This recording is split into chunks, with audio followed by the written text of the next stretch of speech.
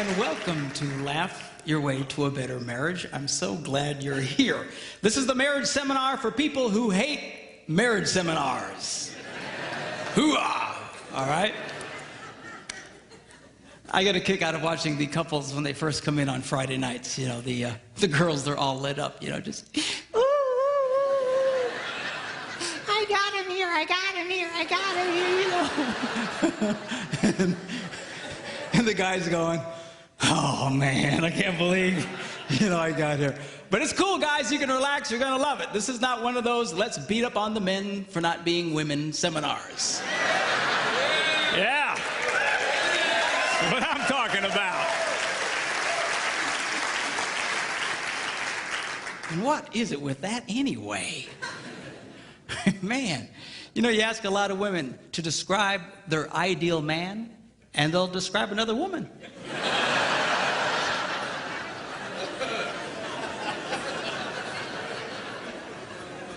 What's up with that? So we're not going to do that. We are going to just go with this thing in a normal, healthy way. We're men. Men are men. We're not sick. We're not perverted. We're not twisted. We're not broken. We're men. All right? And God, yeah, hoo-ah. And God made us the way we are for a reason. And I'm going to show you girls what that reason is. Okay? And I'm going to try and explain to you the world of men a little bit through this thing. We'll also discuss the women's side of things as well. But I really want you to understand this men thing. Women are much more complicated than men. Men are very simple. Simple. S-E-X. Simple. All right? So...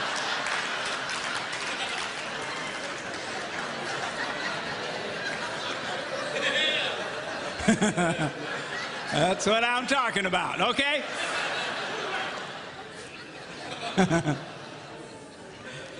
So we're going to have fun. We should have a really, really great time. Now, tonight we're going to do a session called The Tale of Two Brains, hence the two brains. And we're going to be discussing how men and women think very differently from each other. Why is that important? Because men and women are very quick to make into heart problems what are essentially head problems. A woman acts a certain way. A guy feels she doesn't care about him. He says, well, there's something wrong with your heart. You don't care about me. No. It's the way she processes information. The same with a guy. A man thinks in a certain way, and a woman thinks there's something wrong with his heart. No, it's his head, okay? So I'm going to try and explain to you what that's all about. Then tomorrow morning, we're going to do a session called Why Does He Do That? Why does she do that? Okay? See, it's one thing to understand men and women in general. It's another one to understand the one you got stuck with. Okay? So I'm going to show you how you can discover specifically what makes your spouse tick. And it's powerful information that will absolutely revolutionize your relationship. All right? Then we're going to do what I call the Yo Mama session. And it's called the #1 key to incredible sex. And boys, if you miss that, there's just something wrong with you, okay? So you gotta check it. And then we're gonna end with how to stay married and not kill anybody, okay? All very deep emotional stuff. Now, now a lot of people say, well, what's your background? What's your deal? Well, my background is that I'm a minister. Now, if you're not much of a churchgoer, don't let that make you nervous. Some of my biggest fans are heathens. All right? And this isn't one of those things where we sneak you in and then beat you over the head with a Bible. All right? But I do have a Bible verse I need to show you, okay? Because I found a Bible verse that if you follow the advice from this one Bible verse, you will never, ever, ever have a problem in marriage. How many think that's worth seeing?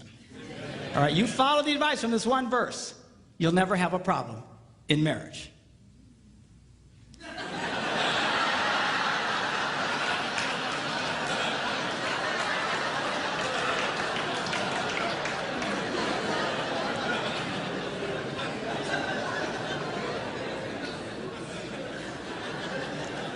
It says it's good for a man not to marry.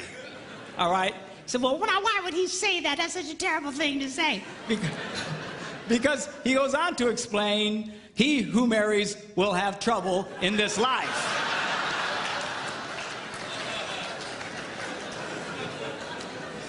people come up to me, Pastor Mark, something's wrong. I say, what is it? We got trouble in our marriage. I go, no, that's about right. Hey, there ain't nothing wrong. That's pretty normal. Now, you don't hear these verses read at weddings very often. Kind of downplay that. You don't see those on Hallmark cards. You don't see them on cakes with pretty calligraphy. He who marries will have trouble, but it's too late for you.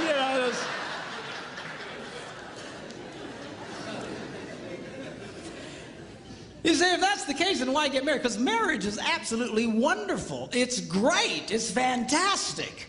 But it's not that it's without trouble. All right? And I want to show one other verse to you. Now, you don't have the deep theological training that I have, so you might have a hard time understanding this verse. But I'll try and explain it to you. This is found in Proverbs. And it goes like this. Where no oxen are, the manger is clean.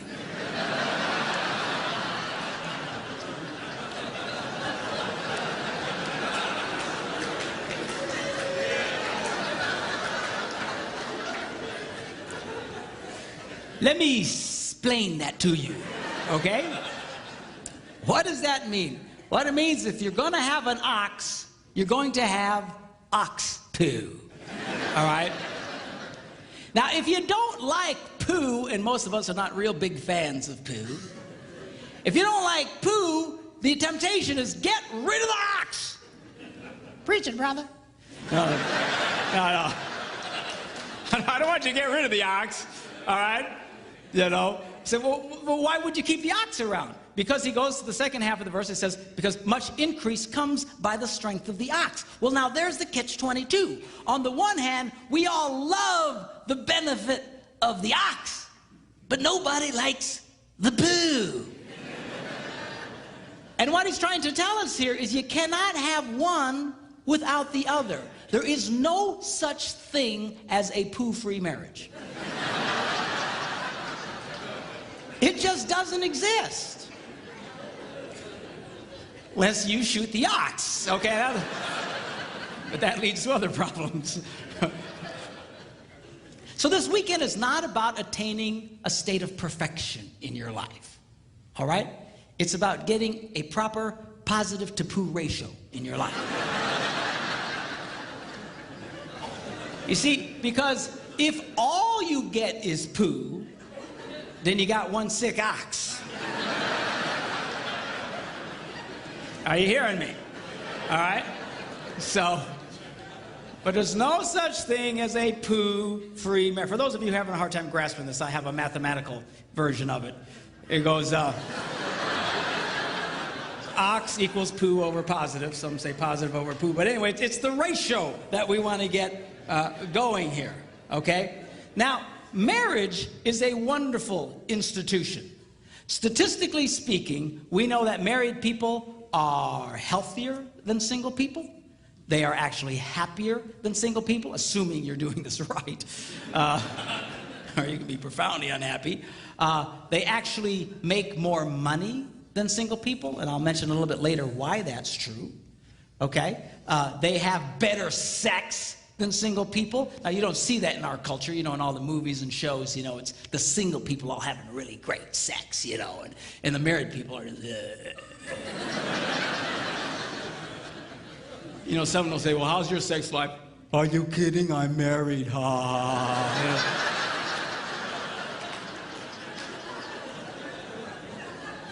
And it's not true, it's a bunch of baloney. Okay? Married people have great sex compared to single people. Single people don't even know what they're doing, for crying out loud. Okay? And statistically speaking, married people live longer than single people. This is particularly true for men. Statistically speaking, one of the most dangerous things a man can do in America today is remain single. It is the equivalent of smoking 2.5 packs of cigarettes a day. It's true. They found that if you take someone who has 2.5 packs of cigarettes a day and the health problems and the shortness of life and all the difficulties, and a single guy is pretty much the same. I guess the worst would be a single guy who smokes 2.5 packs of cigarettes a day. All right? But marriage is wonderful. It's great. It rocks. I love it, okay? If you do it right. Now, the problem here is so many people don't do it right. And it's not that they don't know, not that they don't want to do it, right? They don't know what to do. We live in a culture today that seems for somehow in the relationship area to be completely clueless. We seriously don't know what to do. Now, this weekend, what I want to do is show you specific things you can do that will absolutely energize and transform your marriage life. How many think that's worth hearing? Yeah, okay? So,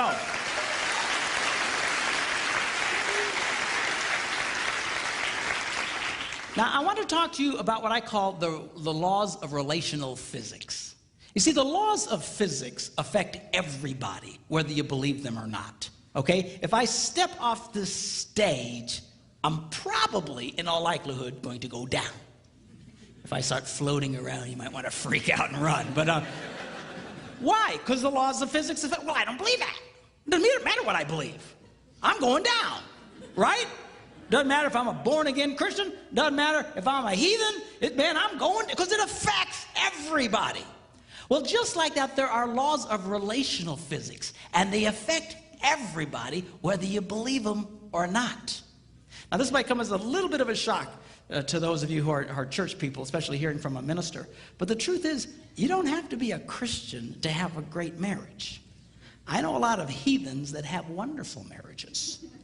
I know a lot of born-again Christians who have horrible marriages. Why is that? They're breaking all the rules. And they assume somehow that the rules don't apply to them, but they do. Here's an example. If you're driving a car 80 miles an hour around a curve that says only 40, and you keep going 80, chances are you're going to get hurt, even if you're listening to a Christian radio station.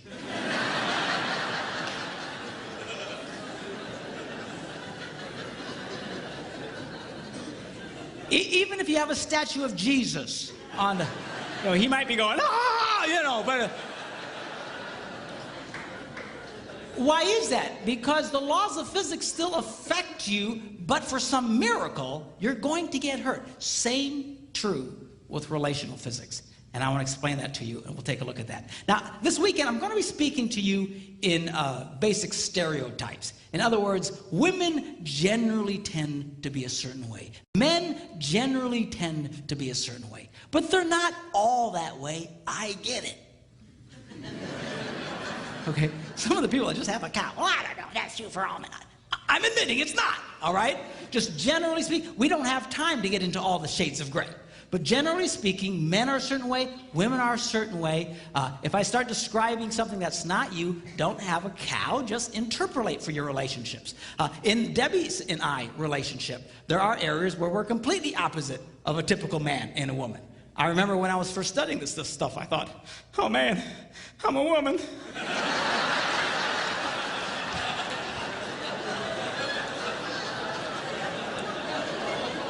So just interpolate. I will say this, that if you tend to be one way in a certain relationship, your wife generally will be the other way. I don't think I've run across a couple yet. I'm sure they're out there that act the exact same way. So if you break the rules, chances are your spouse is breaking them right with you, and you just flip on this deal. Okay? For example, a typical stereotype: men are more interested in sex than their wives. Why would you say that? Because generally it's true. But it's not always true. There are a lot of relationships where the wife is much more interested in sex than her husband. If you're here tonight and your wife is much more interested in sex than you are, I think I speak for all the men here when I say that we hate you.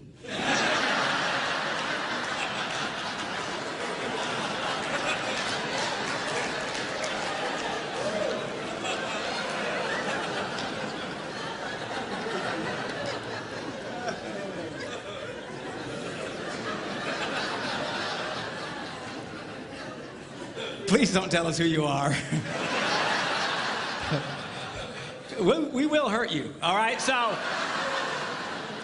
just go with the flow. It'll be cool. We'll have a great time discussing this thing about marriage. Now, I believe marriage is a life-giving institution. We live in a culture today that believes marriage is a life-sucking institution.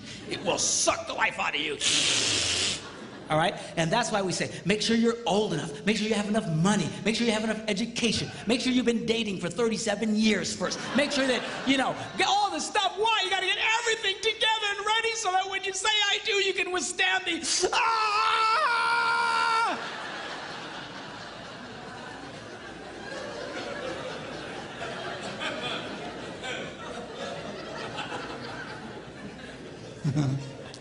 But it's not that way. It'll give you life if you'll do it right. If you do this right, marriage can be the closest thing to heaven on earth. If you do it wrong, well, you fill in the blanks. Okay? So now, we're going to start discussing men's brains, women's brains, and how they're very different from each other. Now, I want to start with men's brains. All right? Now, men's brains are very unique. Men's brains are made up of little boxes. And we have a box for everything. We've got a box for the car. We've got a box for the money. We've got a box for the job. We've got a box for you. We've got a box for the kids. We've got a box for your mother somewhere in the basement. We got boxes everywhere. And the rule is, the boxes don't touch.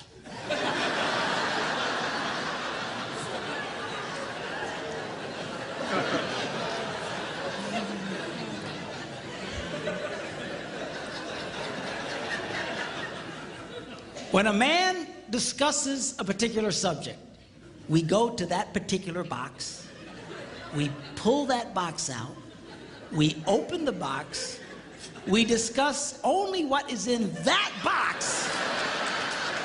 All right?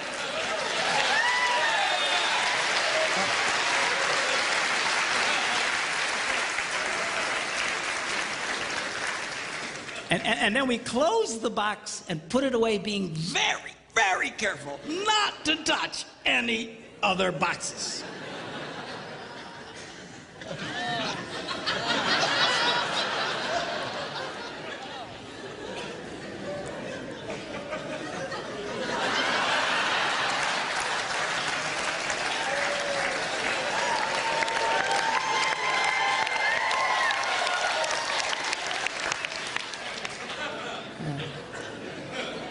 Sorry, my Catholic upbringing got in there for a minute, but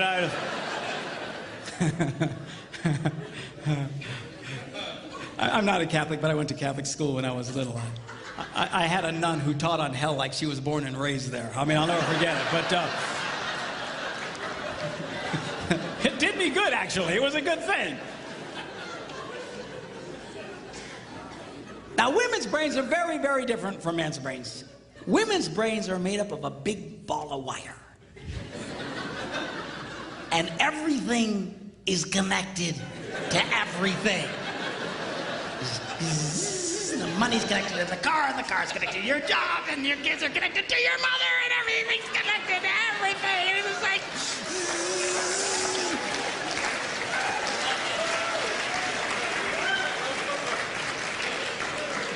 It's like the internet superhighway. Okay? And it's all driven by energy that we call emotion. It's just... It's one of the reasons why women tend to remember everything. Because if you take an event and you connect it to an emotion, it burns in your memory and you can remember it forever. The same thing happens for men. It just doesn't happen very often because, quite frankly, we don't care.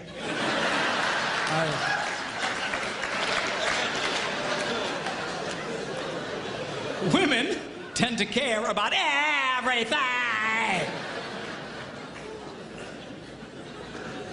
And she just loves it.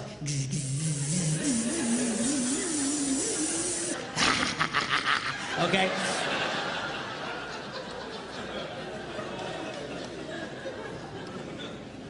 Now, men, we have a box in our brain that most women are not aware of. This particular box has nothing in it.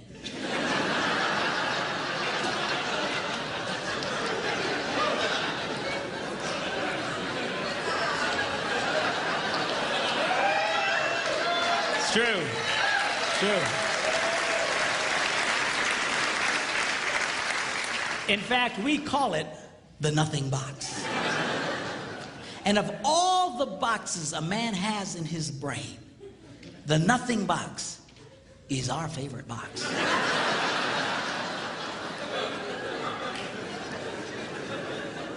If a man has a chance, he'll go to his nothing box every time.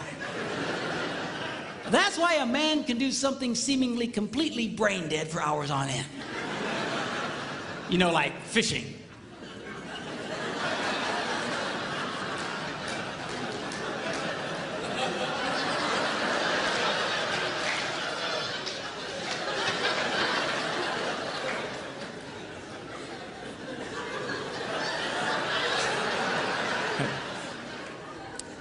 And we love it. That's why a guy can sit in front of a TV and go.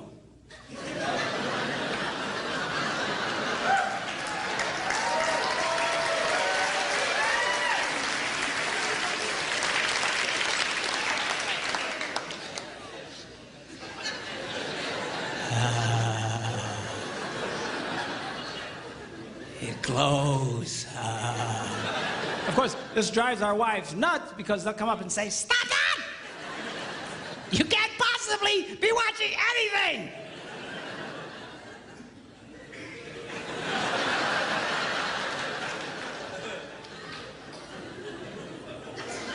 I'm not.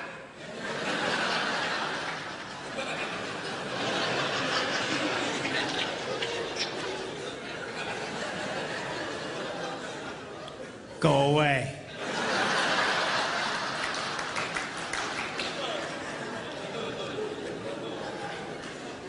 Now, they've actually measured this. The University of Pennsylvania a couple of years ago did a study and discovered that men have the ability to think about absolutely nothing and still breathe. You know, they connected all the wires and stuff like that and watched their brain activity, then all of a sudden, I think he's dead. Huh? You know, women can't do it. They can't do it. Their minds never stop. And they don't understand the nothing box. And it drives them crazy. Because nothing drives a woman more crazy or makes her feel more irritated than to witness a man doing nothing.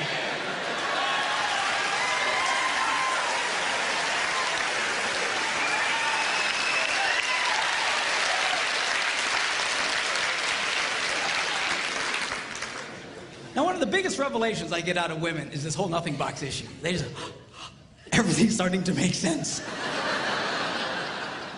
And I've had women say, "Oh, it's nothing. Well, can I go in his nothing box with him?" No! Why not? Because then it's something. Besides, you'll walk in there and go, You know, this place could really use some pictures. Nice little table over here, some flowers. Is it? No! Nothing! Get out! We don't want nothing.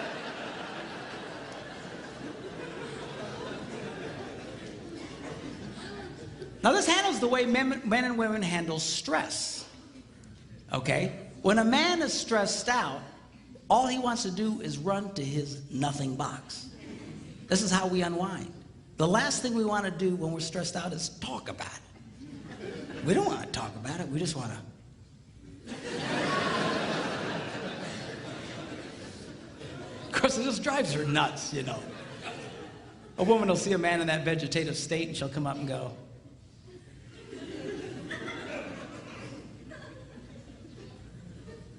"What you thinking about?"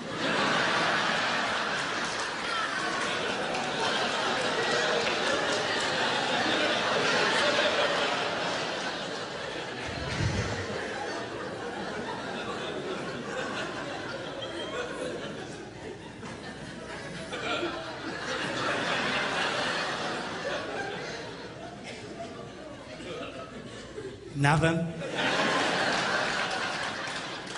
We gotta be thinking about something.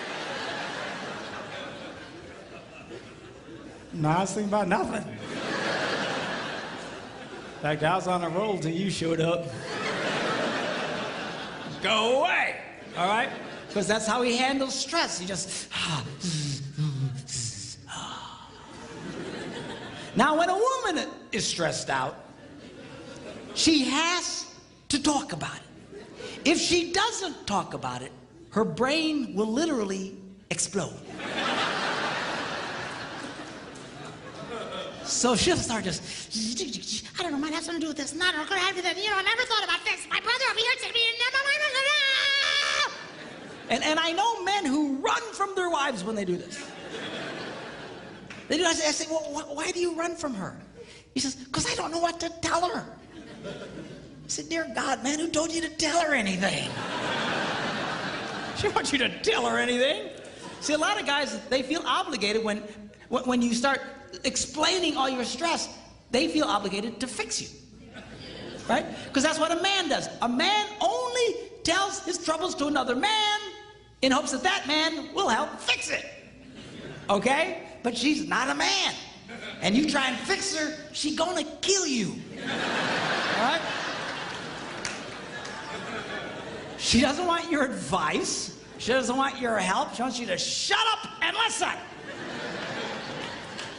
And a couple of ladies, that's right, you tell him. Tell him to shut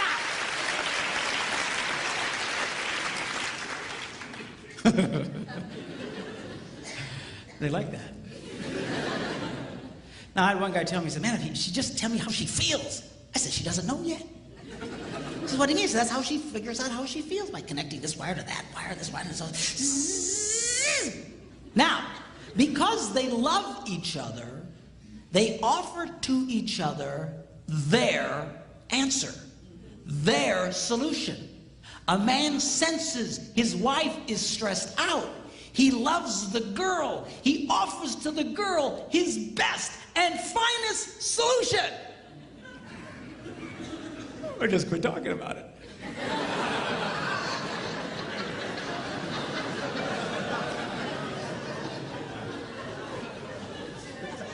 Just quit thinking about it. Yeah.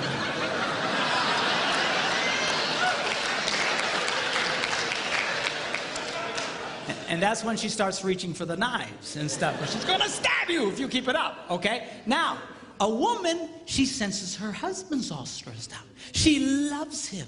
Therefore, she offers to him her best and finest solution. Talk to me. Why won't you talk to me?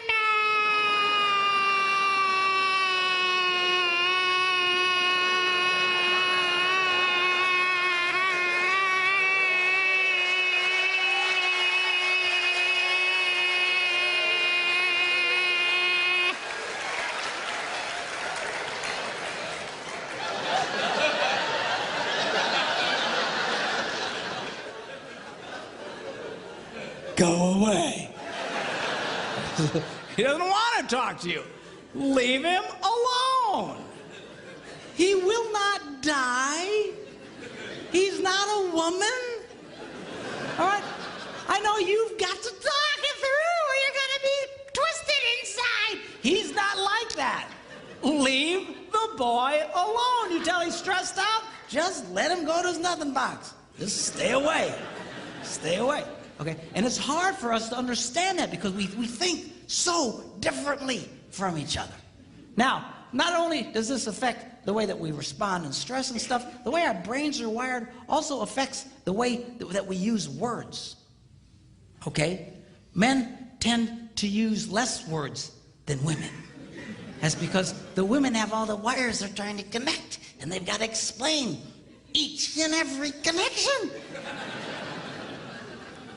Now, they say that if a man needs to speak 10,000 words in a day, a woman needs to speak 20,000. My wife says, that's because we gotta repeat everything we say.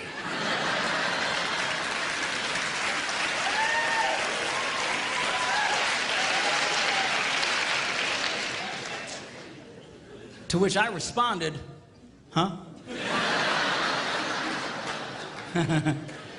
Where is my darling redhead? Is she around? Come up, I want you to meet my wife, Debbie. Come on up here and say.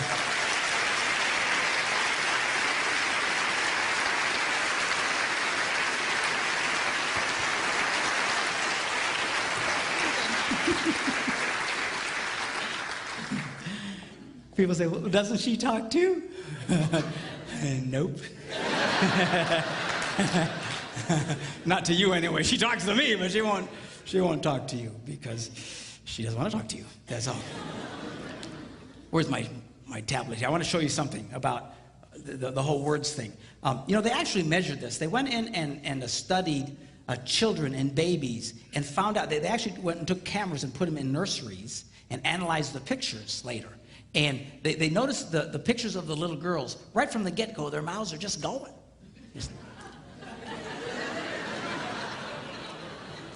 It's true.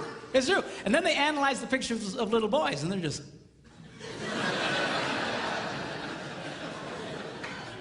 They're still thinking, what was that? I want to go back. I don't get it. Okay? Then they went and they recorded conversations of little boys and girls on playgrounds. And they went back and analyzed them. And they discovered that little girls loved to talk. They were very articulate, loved to use full sentences, just loved to talk. And if they didn't have anybody to talk to, they were perfectly content to talk to nobody. And they would just complete sentences. Then they analyzed the conversations of the little boys, and only about 55% of it was intelligible. They couldn't understand what they were saying. You know, just, yes. That's conversation to a man. Okay? Now. Not only do we use different amounts of words, words can mean different things to men and women. For example,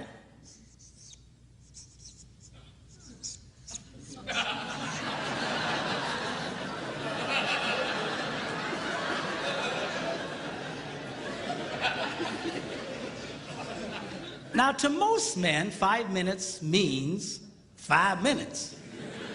To a lot of women, it can be an indefinite period of time. Are you ready yet? 5 more minutes!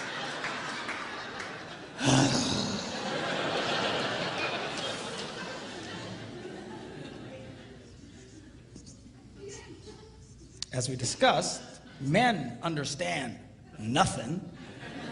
Women don't understand the significance of nothing. If a woman says nothing, look out, it's something.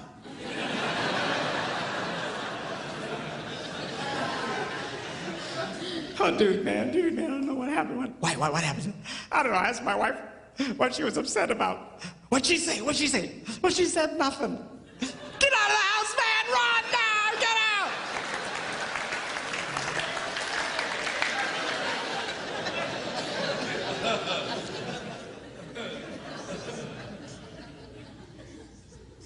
Now, this is not a word, it's a vocalization. It's a sigh. Now, when a man sighs, it means everything is good with life. When a woman sighs, it means you are an idiot.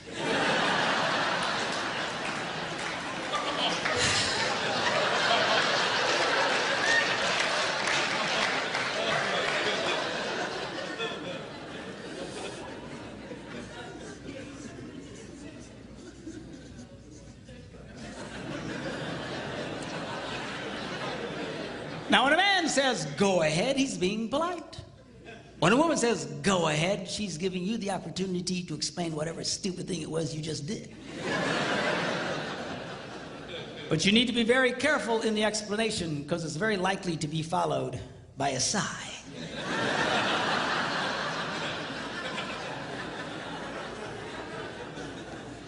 Which will lead to an argument over nothing.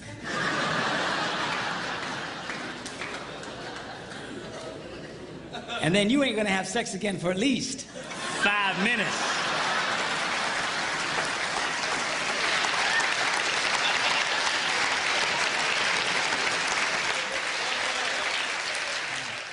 Women's brains come with lots of extra RAM.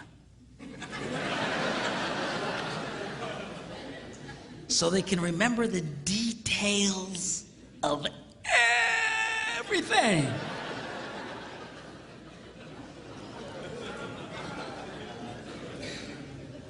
Men's brains come with only the minimum basic requirements to keep us breathing and eating. Okay, that's good. That's why men, a lot of men, we don't hang on to lots of details. They don't stick with us. You know, when an event happens, we just categorize it as an event. All right. Whereas women, it's not just the event, it's all the details connected with an event. You'll run into this when a friend of your family or something will call and you know, she just had a baby. And then you tell your wife, oh, so-and-so's called, they had the baby. And she'll say, well, what was it? And he says, well, it was a baby. Well, what kind of baby? I don't know, it's a baby. What difference does it make? Well, how long was it? Well, I don't know. You know, how long, how tall, how many, you know, how much did it weigh? I don't know, under 20 pounds. What, you know, just... But there's detail. You know, a woman will come up to a guy and say, how was your day? And then we go to the RAM, and all it's there is that it was a day. And we say, it was fine. And she'll say, well, what happened? And we go to the RAM, and there's nothing there. And we panic. And we go, nothing. But women, they've got all this, you know, that's why when a guy retells a story, it's usually pretty much just a bottom line kind of thing. What happened? This happened, that happened, we're done. When a lot of women share what happened, they relive the event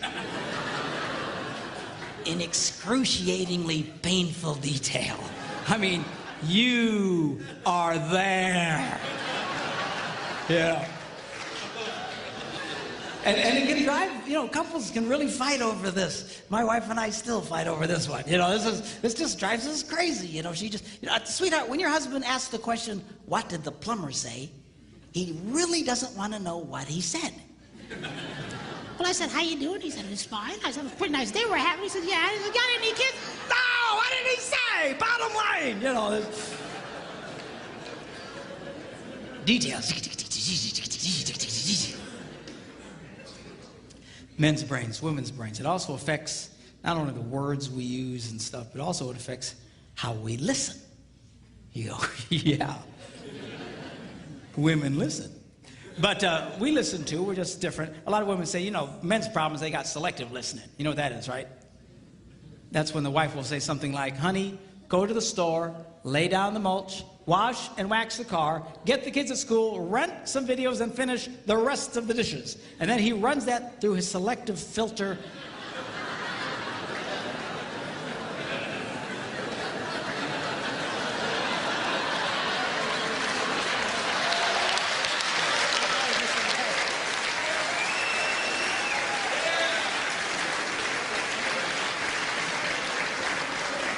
And all he hears is, honey, go lay down and get some rest, okay?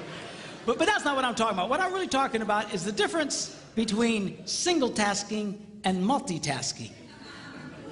By and large, again, interpolate for your relationships. Again, not everybody's the same way, but by and large, men are single taskers. We do one thing, and we do it pretty well. Women can handle lots of things. Guys aren't wired that way. That's why it's not a good idea to put a man in charge of more than one kid at a time. You know, we can handle the one. Well, sweetheart, you're doing such a good job with Johnny. Wow. Well, where are the rest of the kids?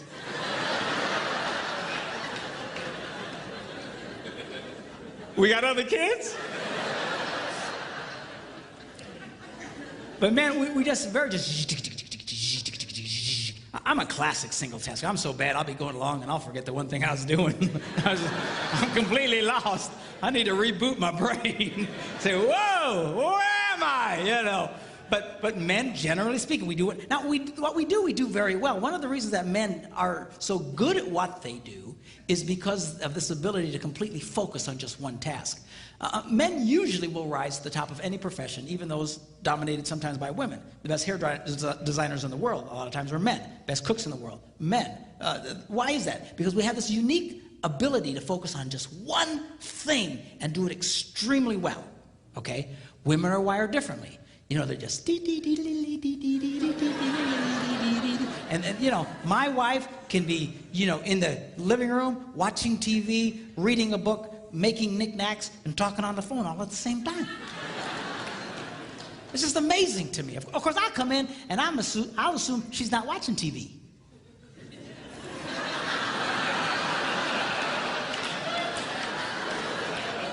Hey! What?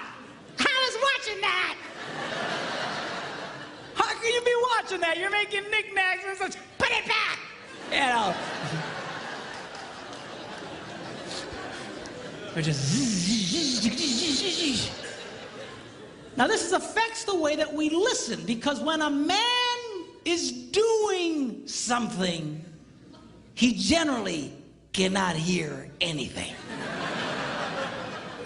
It's just true. Women are not like that. Women can be doing lots of things and holding 3 different conversations. Just, now, you know, she'll walk into a room and she'll see her husband reading the newspaper, and she assumes, I multitask. Therefore, he must multitask. But he's running the newspaper reading program, and he can only run one program at a time. He's not hearing jack. And this makes women very angry. But you just need to come over and you got to close the newspaper reading program. You got to load the Listen to Me program. But you got to wait a minute. He needs to reboot.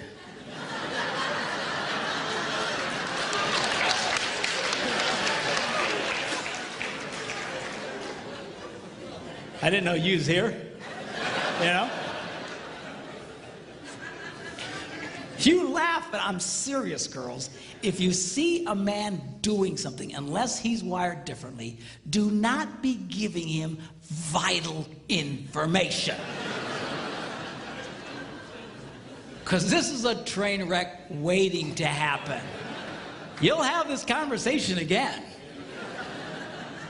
When you swear he told you, and he swears you never told him. You know you told him, but in his brain, you never said jack to him.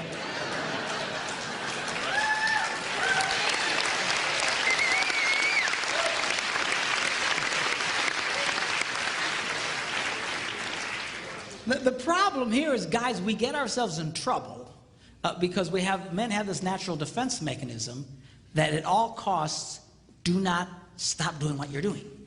So when someone starts talking to you, we automatically have this defense mechanism that goes, uh-huh. Yep. Uh-huh. Uh-huh. And we keep doing what we're doing, and we're not, and she thinks you're listening to her. But you're not listening. You need to stop what you're big boys, stop what you're doing, turn to the girl, and pay attention to her. So it's not all on the ladies. You're big boys, when she starts talking, stop! Listen to the girl, and then let him go back to what he was doing. Sounds fair, right?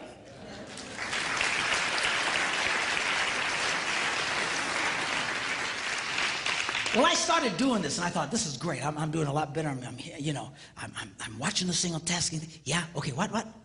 And then I'll say, I didn't hear that, and I'll make her back up, and she'll tell me the info, and I got it. Okay. And I thought I was doing a lot better, but still I was getting myself in trouble. You know, she'd walk up and say, it's 6 o'clock, are you ready? For what? You know, that happened to half you guys tonight, right? We're doing what? I told you. No, you didn't. Yes, I did. And off to the races we would go. And I thought, man, what in the world? Because I'm watching this single tasking. I don't remember her saying anything about it. And I thought I was losing my hearing. So I went to a doctor. True story. I went to the doctor. I went to the doctor and I walked in. He said, well, how you doing? I said, I'm okay. He said, what seems to be the problem? I said, well, I think I'm losing my hearing.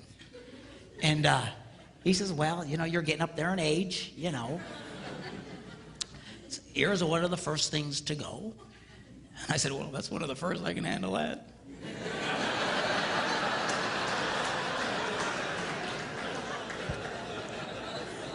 We'll talk more about that tomorrow.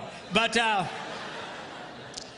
said, well, go over to Nurse Cratchit. She'll test your ears, you know. And so I follow the lady, and you know, I walk into this room, and they got this cheap box on a table with some real chintzy headphones. And she says, all right, now, put on the headphones. When you hear the beep, raise your hand. If you don't hear the beep, don't raise your hand.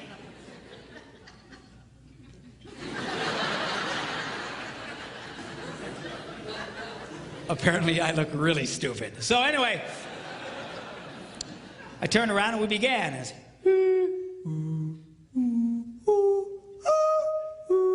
pretty soon she goes, really, you can hear all that? And I turned around and said, yeah, why? She's hitting the box. I don't know, piece of junk. What's the matter with this thing? So what's the problem? She said, according to this, you can hear what cats and dogs can hear. I don't know what to... She's hitting the box. She says, I'm going to send you to a specialist. You ever been to the specialist? You know, they got this Yo Mama soundproof room, you know, the thick door, you know. You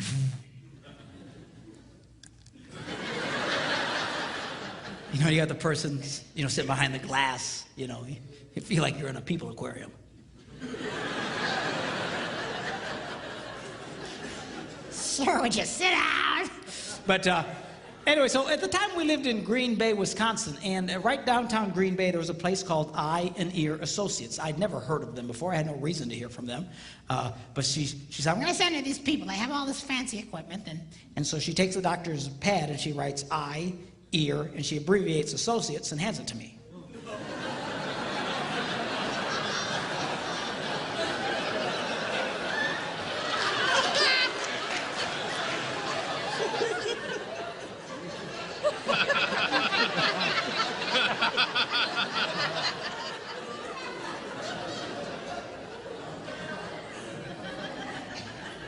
I said,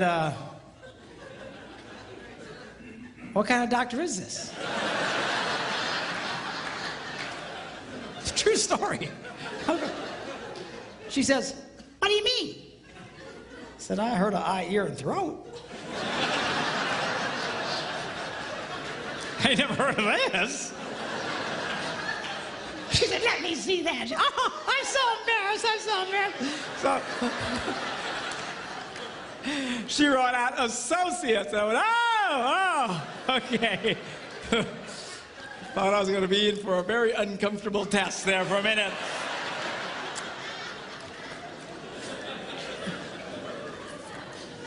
So I go to the eye, ear, and, you know, doctor, and I get in there and I sit down, and she's behind the glass, and she has to push the button to talk. You know, okay, now put on the headphones. When you hear the beep, spin around, and we began. I kid you not, she goes, really, you can hear all that? I felt like a moron, all right? I take the printout to the specialist. He goes, what are you doing here? You got better ears than me. I said, I don't know, man. She says, you know, are you ready at 6 o'clock? I just want to go get it.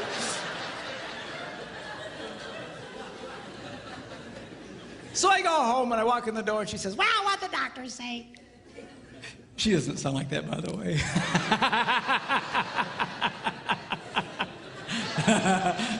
I say that because people used to come up to me saying, you know, she doesn't have a voice like that. I just do it for effect. By the way, we've been married for 32 years.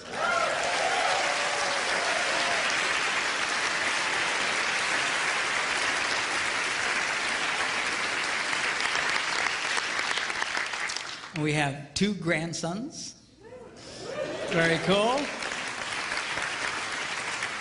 beautiful boys. One's 10 months old, the other one's 8, and they are just such a delight. I love grandchildren because now it's payback. Give me. You want some more sugar? There you go. Okay. Bye. You know.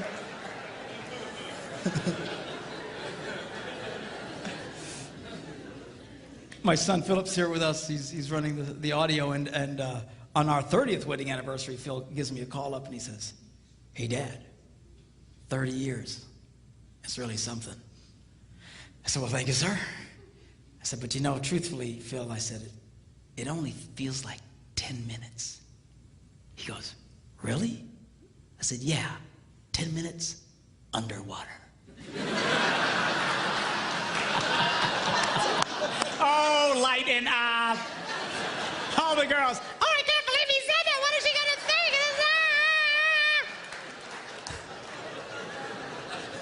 It's just the joke box, all right? Just the joke. So I come back from my ear thing. She said, "Well, what they say?" I said, "Well, they said I can hear what cats and dogs can hear." She says, "Well, it's not your problem. Your problem is you just don't pay attention." And I thought, but I've been paying attention. I was watching the single tasking thing, and so I thought, I'm going to do a test. I want to see how far she gets away before I can't hear her. So the next day we're sitting in the kitchen, and she comes up, and she's talking to me, la, la, la, la, la, la, la, la, and I go, uh-huh. And then she walks a little bit further away. She says, la, la, la, la, la, la, la, la. I go, okay, I can hear that. And she gets a little further away, la, la, la, la, la, la, la, just doing multitasking thing. Then she goes into the living room, la, la, la, la, la, la. And now she goes into another room. She's now on the other side of the house, still talking to me.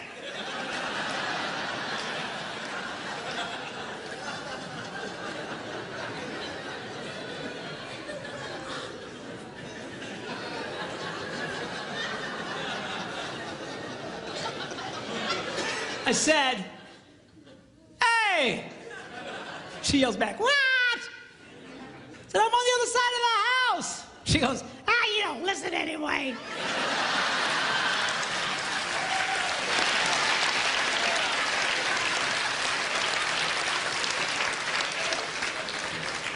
The next day, I caught her. This time she goes upstairs. She's on another floor, still giving me vital information. That's when it started dawning on me. Wait a minute. We might single task, but these women so multitask, they just keep doing what they're doing, and whether or not you're in the same area code is irrelevant. There's irrelevant. That's the word. I had a guy the other day says, "You know, my wife's like that. She'll be talking to me. She's by the dryer, and she'll be telling me something important. La la la la la. Then she'll stick her head in the dryer, reach for something. La la la la la la. And boy, you better do that, or you're gonna be in big trouble."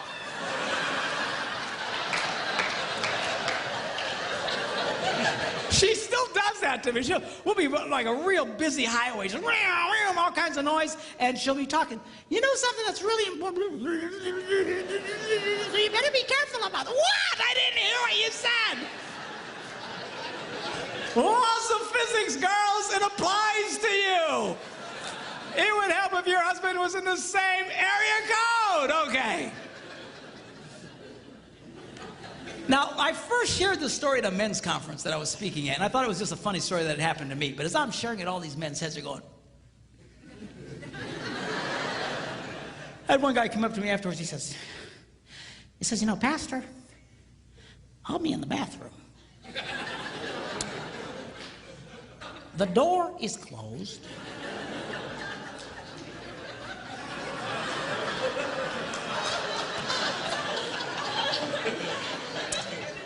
The fan is on.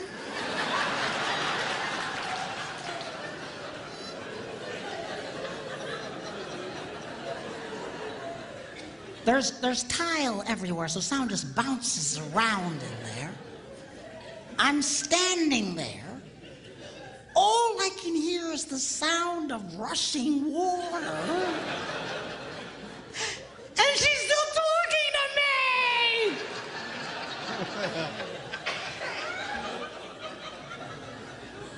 You know, I figured out that's why we miss sometimes, girls. What? What?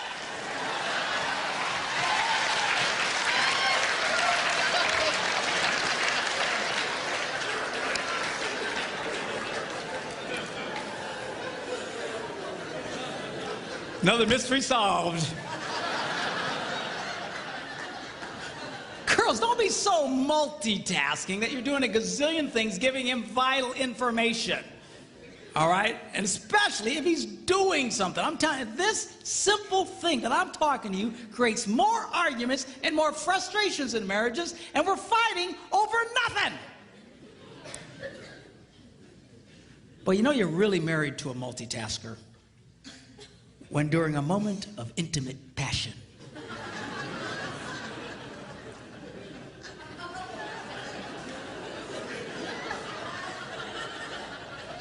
she suddenly blurts out, "Oh, by the way, the plumber says the toilets are broken."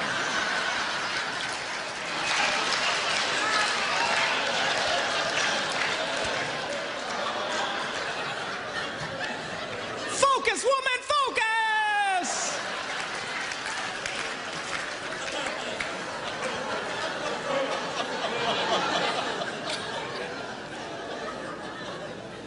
But man, she can make love to you and plan next week's dinners and, think about the toilets. Oh, it's all the same to her. I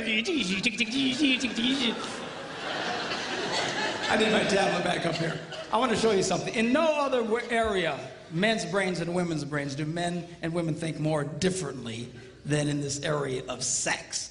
And we'll get into it in a lot more detail tomorrow. But I want to show you something here that I think will be of great interest to you. Give my lovely assistant a hand.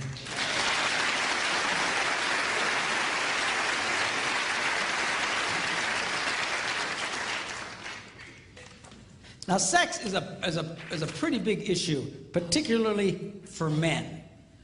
For us, our sexual interest peaks at about age 18. And then goes down from there. So if you were to chart it out, it would look like something like this. It peaks at about age 18 and then goes down.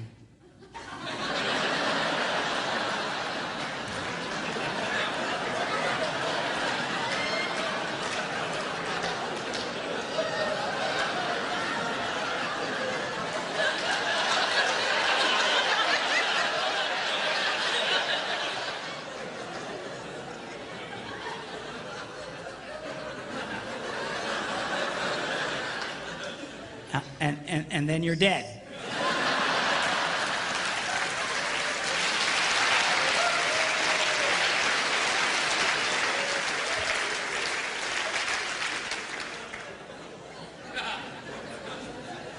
Now, something's important for women to understand. When it comes to this area, we're no longer driven so much by our brains or by our hearts, but it's by a chemical. It's called testosterone. And it runs through our blood.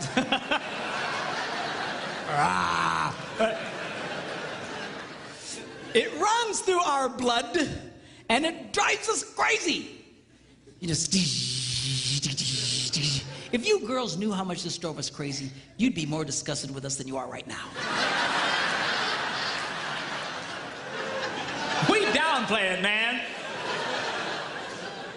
And this, I'm telling you, and as funny as this little chart is, and as true as it is for so many men, if for some reason as a man ages, his testosterone levels begin to decline, his interest in sex will start to decline. And if his testosterone level drops dramatically, his interest will go way down. Same head, same heart, same guy, and now he's not interested in sex. You treat that man, and it's very easy to do, with testosterone supplements, and boom, he's the same wild man you married. Same head, same heart, same guy, now he's... Come here, baby. All right? So this is not because we're sickos, it's not because we're perverts, it's not because we're broken. God wired us this way, and he did it on purpose. Well, what was that purpose? I'm going to show you in a minute, but you just need to really understand this. And the truth is, when we get this rush of testosterone, it just messes with us. Now, for the love of God, don't raise your hands. But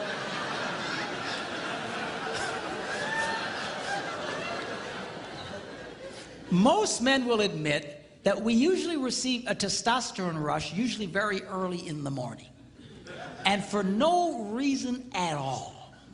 Dun dun dun dun dun dun dun dun dun dun dun dun dun dun. 10 hot.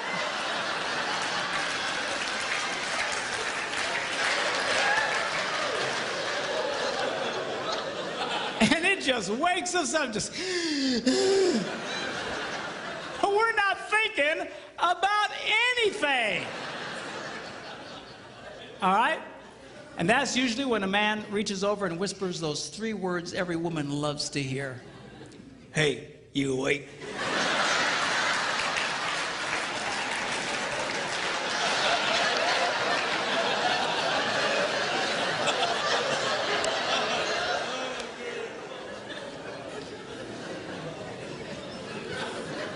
We'll be talking more about that tomorrow, okay? All right, so why does God wire men this way? Okay, now to explain this, I need to do an anatomy lesson. Okay, y'all okay? Hang on, Margaret, he's gonna draw pictures. It'll be okay. We'll keep it clean, okay? Now, we'll call this the girl's heart. And in the interest of keeping everything at least PG-13, we will refer to this as the place of happiness.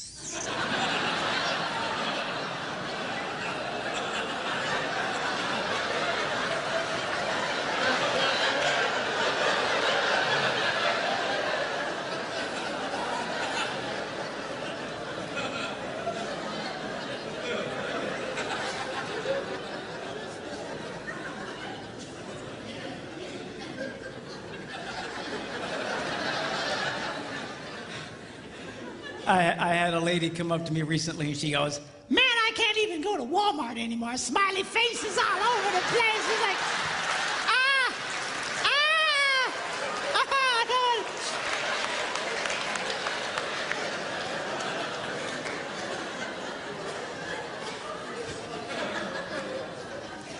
Now, at some fundamental level, this is every man's basic interest in a woman.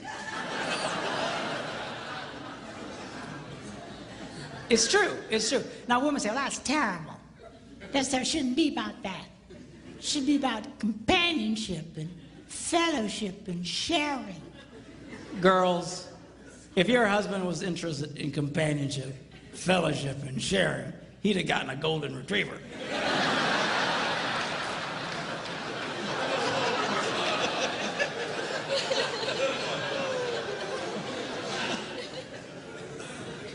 He's interested in this, and he's supposed to be. That's the way God wired men. But what men fail to understand is the key to this is this. And if a man successfully touches this, she gives him the green light, and now he can touch this.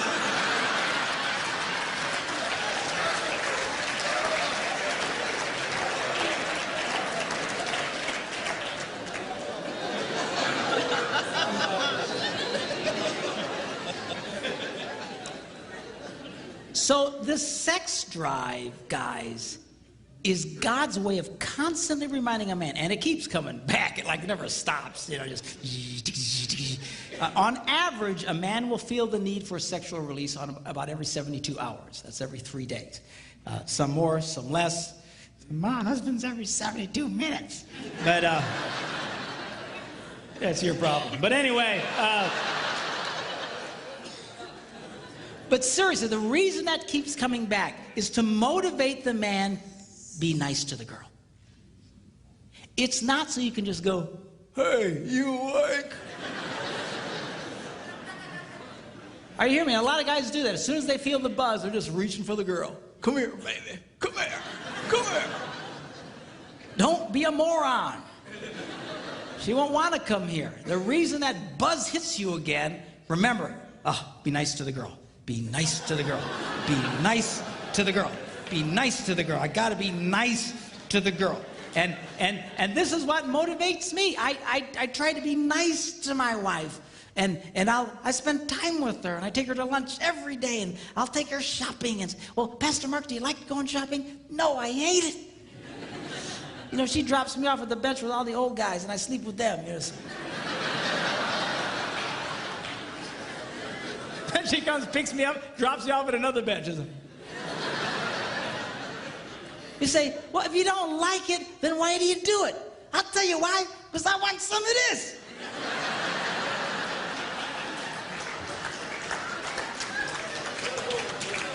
I'm no idiot. You got to be nice to the girl. You got to pay attention to the girl. And really, single women, I don't know, you know, how many single women are watching this, but inevitably, there's single women here, and that's great, and a lot will be watching this. But, you know, when a woman gives a man this before marriage, she is a nitwit of astronomical proportions. You would never build a house and pay the contractor in advance. Are you hearing me? If you're going to build a $250,000 house, and which here in Phoenix will get you a one bedroom with nothing.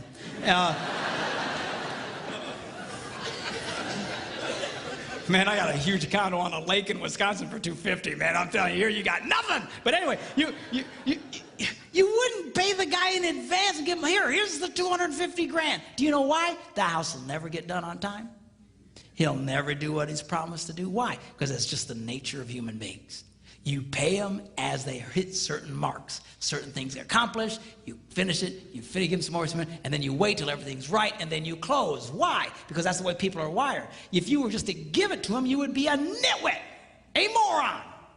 That's what women are doing today. They're coughing this up front, which is every man's basic fundamental interest in a woman. You've already given him everything he wants.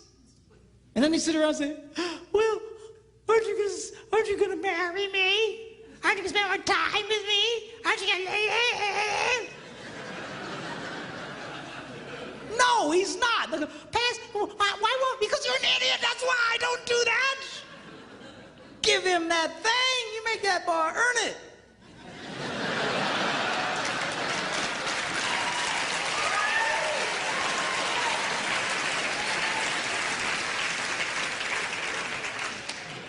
If there ain't no ring, you ain't getting the thing, is what you need to tell him.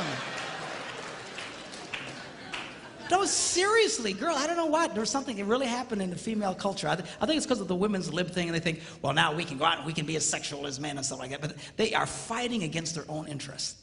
There are millions of women in America today that are so frustrated they can never get this. They can never get this. You know why? Because they're dumb. I'm serious. I don't mean it in a mean way, but they're doing a dumb thing, like just coughing this up to every guy that comes along, thinking this. It doesn't work that way. It doesn't work that way. Now, every woman's basic interest in a man is this. What a lot of women fail to recognize is the key to this is this.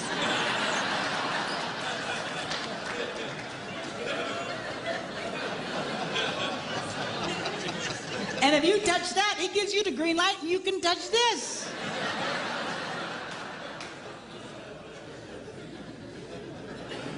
So, but I thought you said women weren't supposed to do that. Outside of marriage, inside of marriage, you got to work it this way. Outside of marriage, you defeat yourself. But inside of marriage, you have to realize this is a very important deal. It is. It's huge.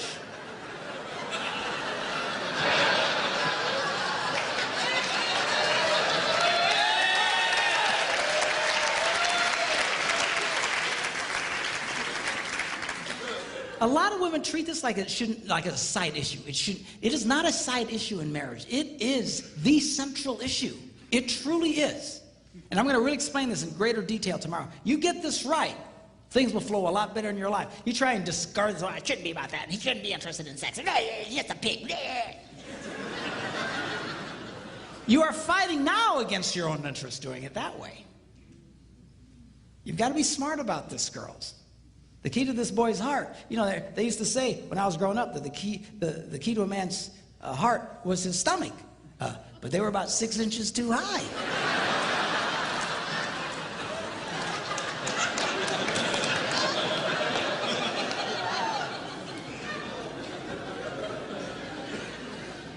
And this is important. I got to tell you, girls, if it weren't for this, we probably really wouldn't deal with y'all. I know that sounds terrible, but I'm just telling you like it is.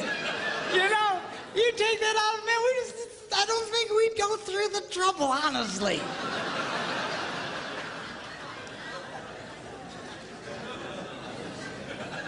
This is a game you got to let him know he can win with you. And we'll talk more about this in detail tomorrow. But the crazy thing about it, see, is the key to what you want, here's the door. And for the guys, for what you want, here's the door. And it is the perfect standoff. It is the ultimate standoff. People say, what was God thinking? People say it to me all the time. What was God? This is exactly what God was thinking. The key to you getting what you want is to give your spouse what they want. Now, it's not easy. And sometimes you'll mess up, but you got to constantly work for this. You can't all of a sudden disregard this. Some guys, they never pay attention to the girl. They're never nice to the girl. And wonder how come they never get any sex. Oh, I never get any sex. How come? Because you're an idiot. I mean, for crying out loud, be nice to the girl. You've got to touch her heart. That's your key. But a lot of guys say, well, I told you I loved you once. If anything changes, I'll let you know.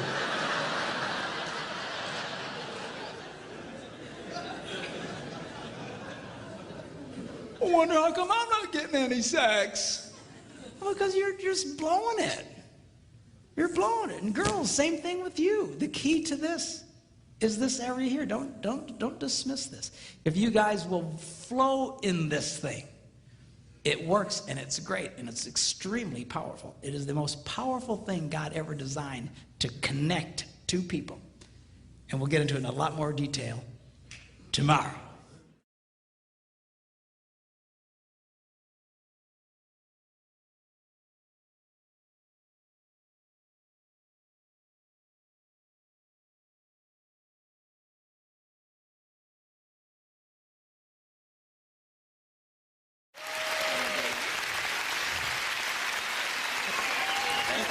Thank you.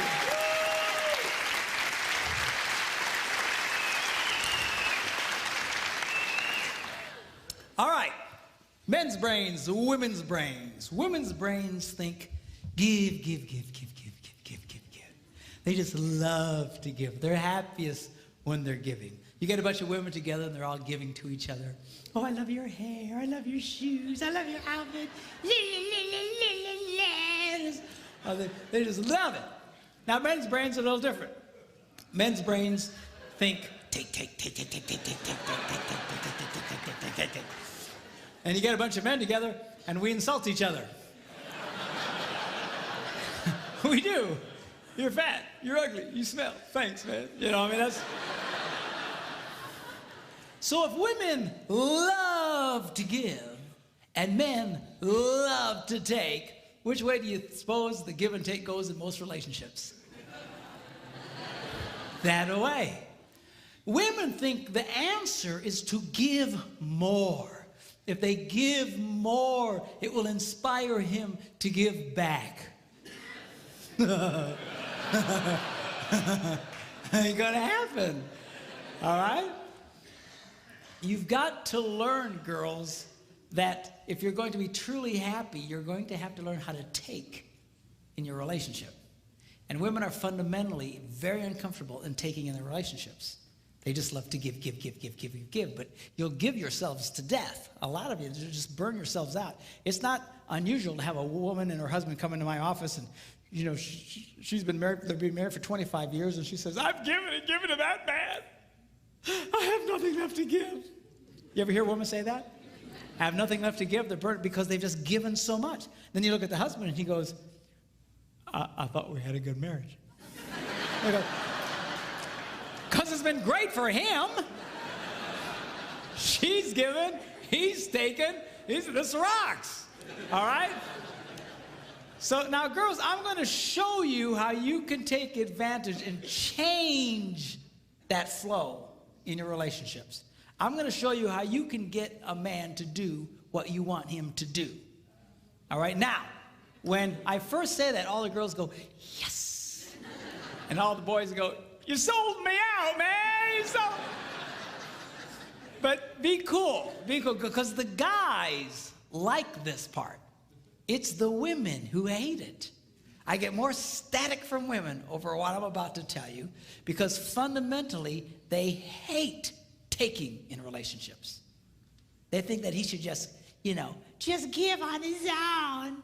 He should just give. They're hoping, when I say get a guy to give to them, they're hoping I'll say, bad guy, bad, bad, bad. You need to give more. And that's what a lot of these people do in some of these seminars. They beat up on guys. You need to be more. No, the real key, I think we've established it doesn't work, okay? The real key is to change the woman's perspective and empower you because you, in fact, have the power to change this. But a lot of women have been so affected by over-romanticized concepts in marriage that they don't understand this. They really think that if he really loved me, this would all just happen automatically. If he really cared about me, la la la la la la la la la la. A lot of women really struggle with this concept because they tend to live in this false romantic fantasy land.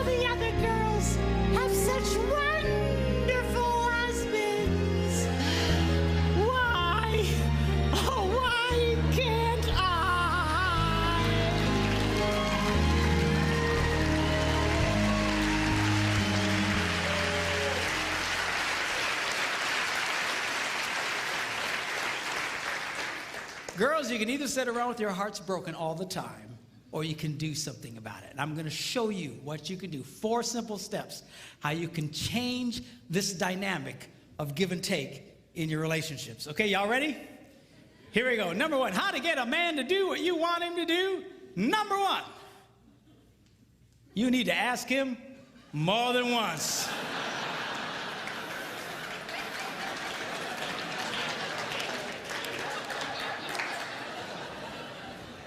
Asking a man to do something once is like never having asked him to do it at all. Why is that? Men are always in such a take mode. We're constantly take. We compete taking. We're in business taking. We're just take. We're just in this take mode. And all of a sudden, his wife will say to him, honey, will you do such and such for me? And his left brain says to his right brain, you hear something.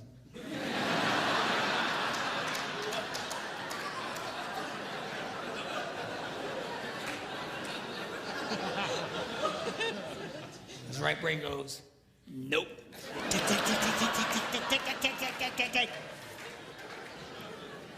It takes more than once to get through to the boy. Now, a lot of women, they think that, that their husband, they're holding out on him. That we are sitting there intentionally not doing what he asked us to do, just because we're full of hate. But I promise you, when you asked it, it went in one ear, spun around his nothing box, and shot out the other one. And he doesn't remember jack about what you said. Now, when I was first studying this, I thought, this can't possibly be true. This has got to be inaccurate, because I'm married to a woman who has no problem asking me more than once. She said, honey, will you do such and such for me? I go, no. Come on, sweetheart, do this for me. No. Come on. She's got the thing, she pats my cheeks. You're such a good husband. Do this thing for me. Okay, then I do it. So when I was first reading this, that they were saying women only like to ask one time, I thought that can't possibly be true. And I remember I was in a church in Green Bay, Wisconsin at the time. I was one of several pastors at a large church there. And I before service started, I thought, I'm going to ask some ladies because this can't possibly be right. So I quick came up to a lady. I said, let me ask you a question. She said, yeah. I said, do you have a hard time getting your husband to do stuff for you? She goes, Pastor, you have no idea. She says, I asked that man to paint the ceiling. That was back in October. It's March. He doesn't do it. He walks in every day. Just, I mean, she's just getting mad. Tell me about it, okay? And I said, okay. I get it. But let me ask you a question. Because remember, I want to prove what I just been reading wrong. I said, let me ask you a question. How many times did you ask him to do it? And she stared at me like a dog at a new dish.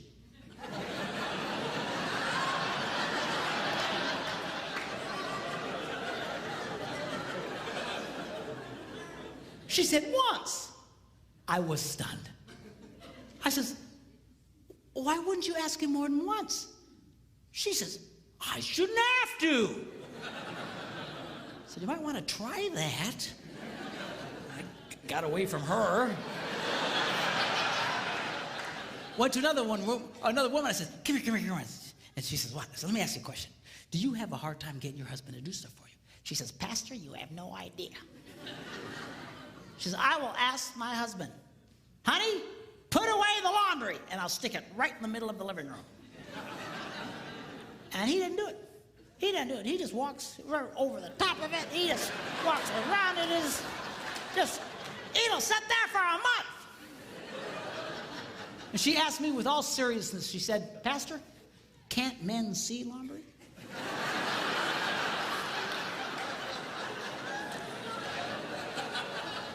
I said, yeah, we can see it. Just doesn't mean a whole lot to us. So she's just getting angry. Just tell me about it. So I said, okay, yeah, I get it. But let me ask you a question. How many times did you ask him to do it? And that same startled look. Once.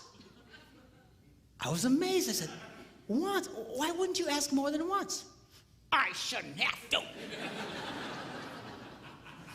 Time was running out, church was going to start, and I grabbed another lady real quick. I said, come here. She says, what? She said, do you have a hard time getting your husband to do stuff for you? She says, Pastor, you have no... Apparently I'm a complete idiot because I have no ideas. But, you have no idea. And she goes on to start living out the horrible transgressions of her idiot husband. And I asked the same question, okay. But how many times did you ask him to do it? Once. I said, why? Why wouldn't you ask more than once? She said, I shouldn't have to. Ladies, are you listening to me? You have to.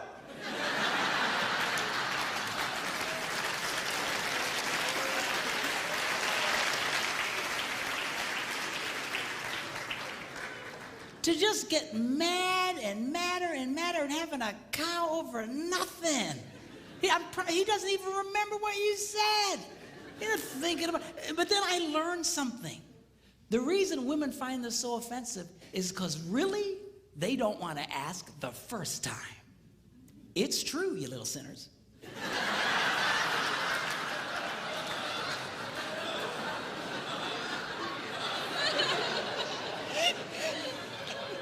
Because over the rainbow, if he really loved me, I wouldn't have to ask. Well, come on. Just ask him again. Ask him again. What's the big crime here? You know what it is you resent the fact that he's resistant to do it, because not only do you want him to do it, you want him to want to do it. You do.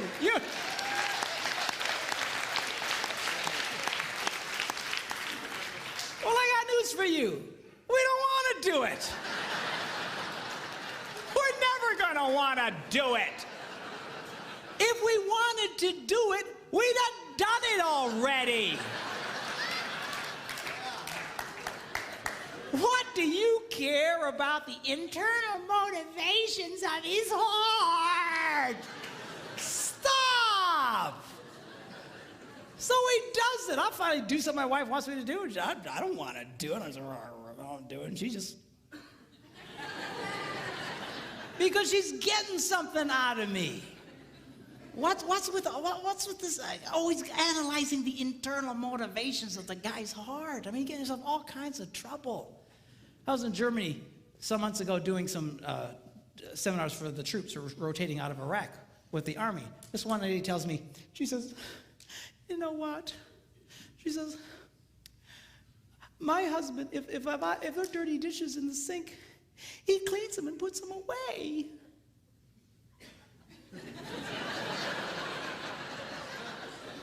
I go, yes, and? She said, well, I asked him, why do you do that?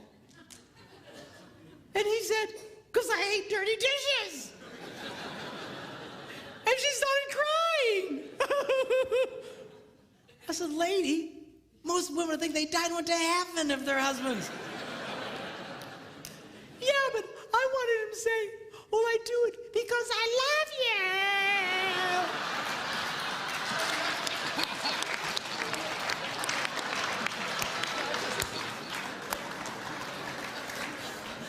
Who cares why he does it?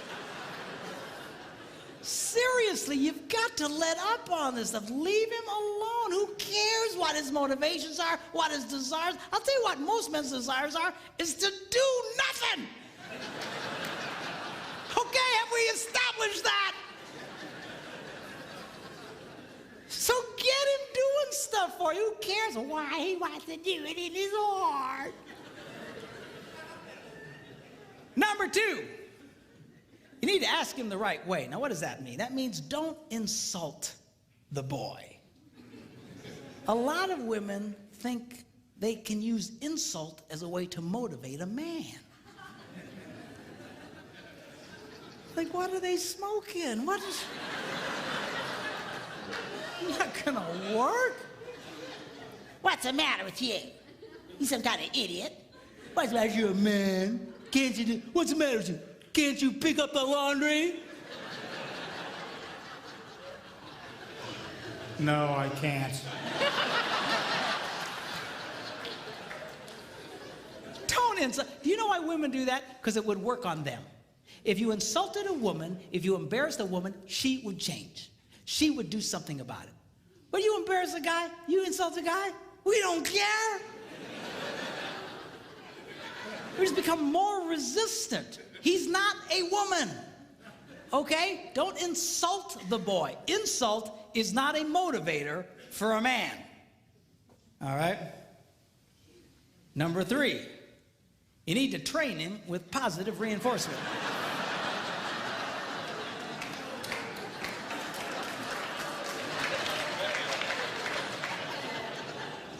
What does that mean? Well, training a man is kind of like training a chimpanzee. If the chimp does what you want, you give him a reward. If the chimp doesn't do what you want, you just don't give him the reward. You don't beat the snot out of the monkey. Because then you got a freaked out ape. Every time you come around, he'll just, he'll run away from you. So, well, how does a woman reward a man? Very simply, by appreciating the pathetic things he does. Because men love to be appreciated. And the problem here is that women only like to appreciate unexpected kindness. If it's unexpected, they light up. Oh, oh, oh. But if it's expected, it's like,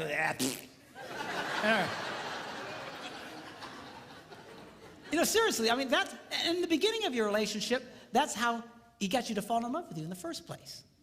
See, because everything he did was, oh, God, seriously, man, that's how you got her to fall in love with you. She knows you're ugly.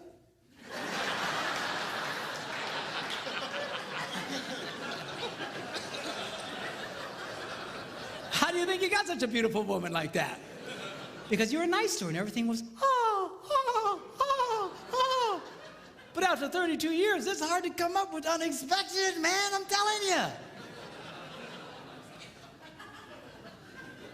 But the more you appreciate the kindnesses that he does, the more he wants to do it. Men respond. Men, I'm telling you, they love to be appreciated. Now, give you an example. I was at home, and I had a dirty dish in my hand. I was by myself, and I'd actually gotten trained to the point I could put it away in a dishwasher. And I went up to the dishwasher, and I opened it up, but it was full of clean dishes. And that's a moral dilemma to a man.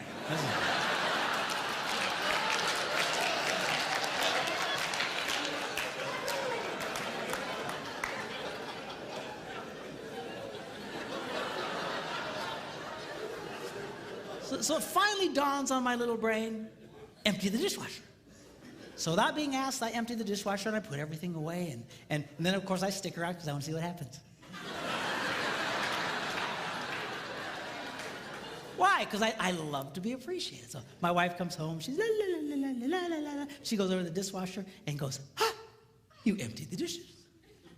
And she goes, "You're such a good husband." and I eat it up.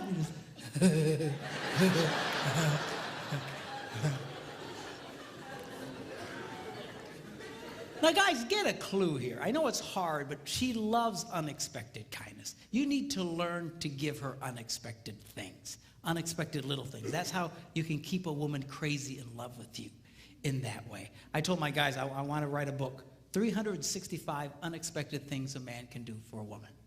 And I thought about it, and I went, 52 unexpected things. We're going to do that every day. You know, what was I thinking? You know.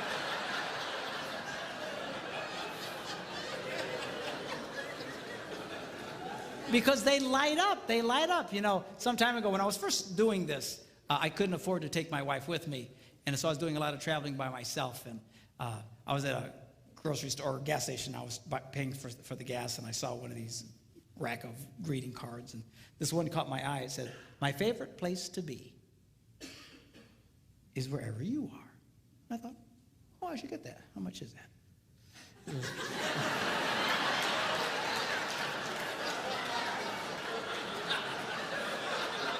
Do you hear these women? I mean, the minute I did, oh, you ruined it! You just ruined it! What was the motive of your heart? You know. I just wanted to see how much it was, that's all. There's something wrong with y'all. Anyway, so $1.50, I went, okay, $1.50, I can do that. So I paid $1.50, and I signed it, I took it home, and I put it in the kitchen. I want to stick around and see what happens. And she eventually comes in, and la, la, la, la, la, la, la, la, and all of a sudden she goes, ah, a card. And she opens it up, and it says, "My favorite place to be is wherever you are." I got to tell you, boys, it was the best 50 I ever spent in my life.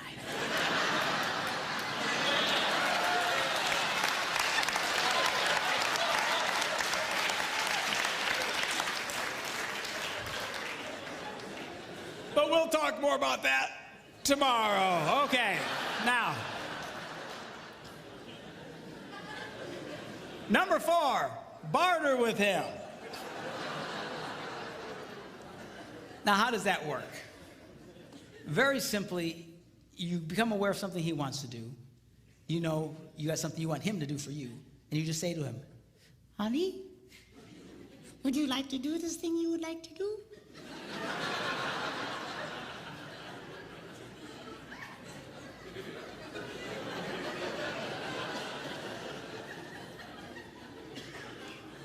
Yeah. "Well, do this for me, and you can do that."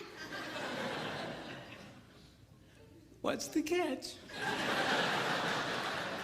There's no catch. So now he's doing it. It's a trade out. It's just, you know, so guys like this thing because we know what the rules are. And men are used to bartering. You know, that's why we do what we do in life. That's why we go out and work. I gotta promise you, if they didn't pay us, we probably wouldn't do it. You know, I don't care how much you like your job, if they didn't give you the cash, I don't think you'd do the job. It's all part of the bartering system. Men like that. Okay? Now, the strongest bartering tool a woman has, we'll talk about tomorrow.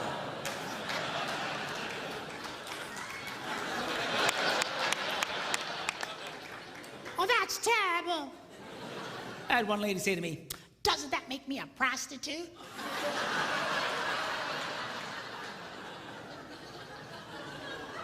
I said, he's your husband, for crying out loud. Women have no idea the power they held over us. Just, they have no idea. I'm telling you, you can get a guy to do almost anything. You just come up to that boy and find something disgusting like cleaning the garage and say, Hey, baby. How'd you like that?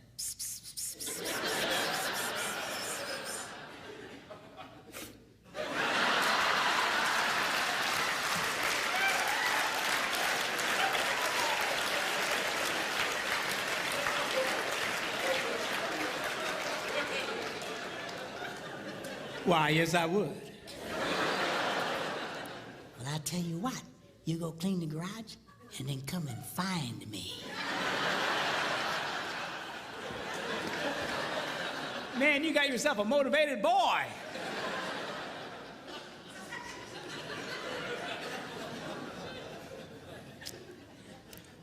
I was listening to Dr. John Gray talk along these lines. He's the guy who wrote that book, Men Are From Mars, Women Are From Venus. Really a brilliant guy. And he was telling the story of how his wife came up to him and said, John, take me to the opera. And he said, I don't go to the opera. Hate stupid opera. Dress up like a penguin and go out there. And right there, a lot of you girls would have just went, I think I'll eat worms and die. She didn't. She knew about this stuff. She just asked him again later. Hey, John. Yeah? Take me to the opera. No. John, Yeah? take me to the opera. Okay. So now she's a happy girl.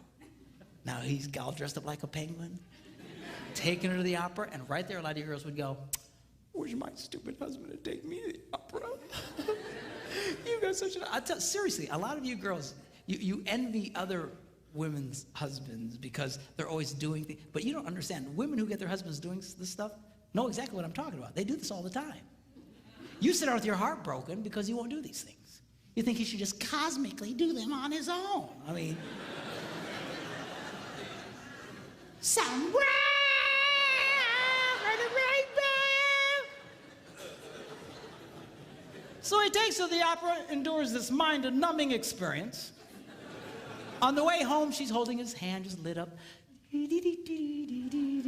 And he says, when we got home, I pulled into the garage. As soon as the garage door closed, she reached over and grabbed me and made love to me right in the car in the garage. I assume they weren't driving a subcompact.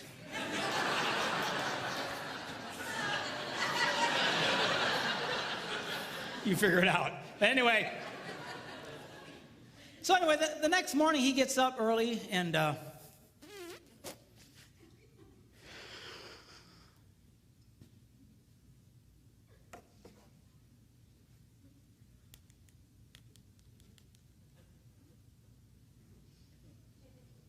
Yeah, I was wondering, how much are season tickets to the opera?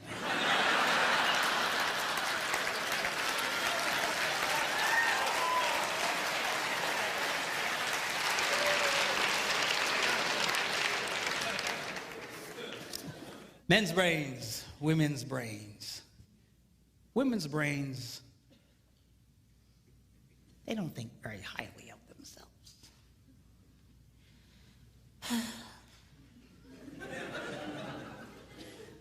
I'm too fat. I'm too tall. I'm too oily.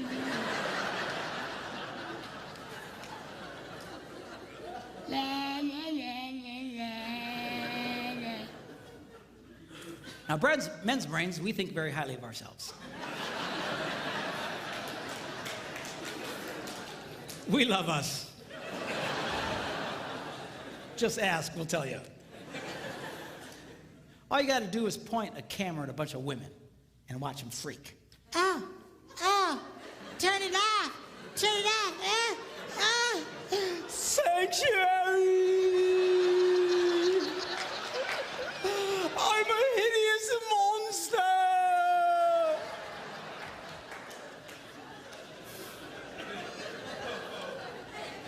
Point a camera at a bunch of guys, what do you get?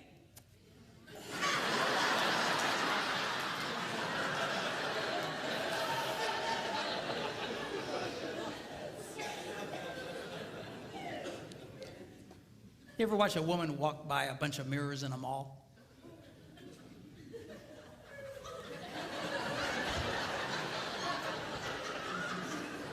You ever watch a guy?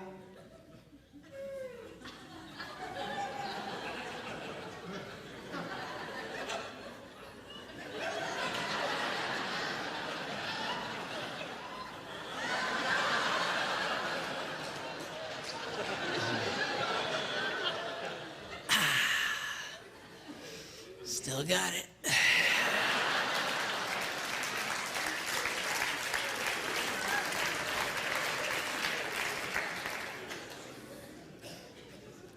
A lot of women, they give me such a drag because their husbands try to be nice to them and compliment them and be, nah, don't say that, nah, I'm ugly, nah. And you know, why do you do that?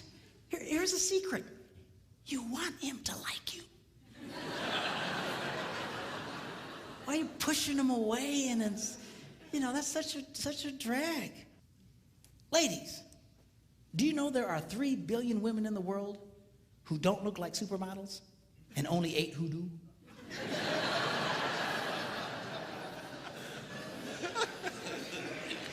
Are you seeing a pattern there?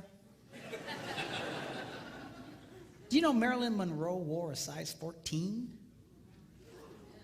Not too many guys going, oh, I don't know, she's a little chubby, I think, for me.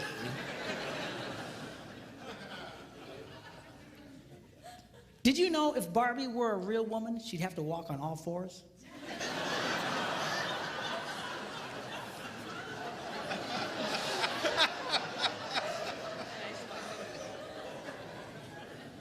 Explain it to her later, okay?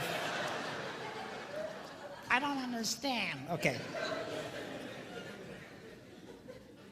Do you know the models in magazines, they're airbrushed? Do you know what that means? That means even those women don't look like those women. You're constantly staring at these pictures, comparing yourself to these perfect women. Man, I'd get depressed too.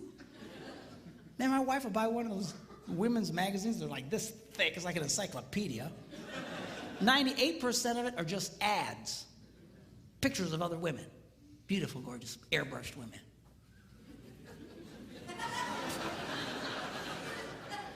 Good night. Do you know 1 out of every 4 college-age white girls has an eating disorder? Can I be politically incorrect here? You know who really has a problem in this area? You white women. It's a documented fact. Women of color generally don't have this problem. You ever see Hispanic women? They walk around like they own the world.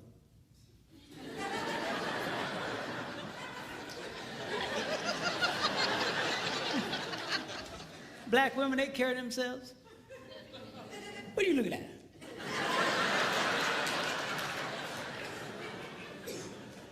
Typical white woman. I mean, come on. I was watching this movie with Steve Martin and Queen Latifah. You seen this movie? She's like the hot babe in this movie. She's a healthy girl, Jack.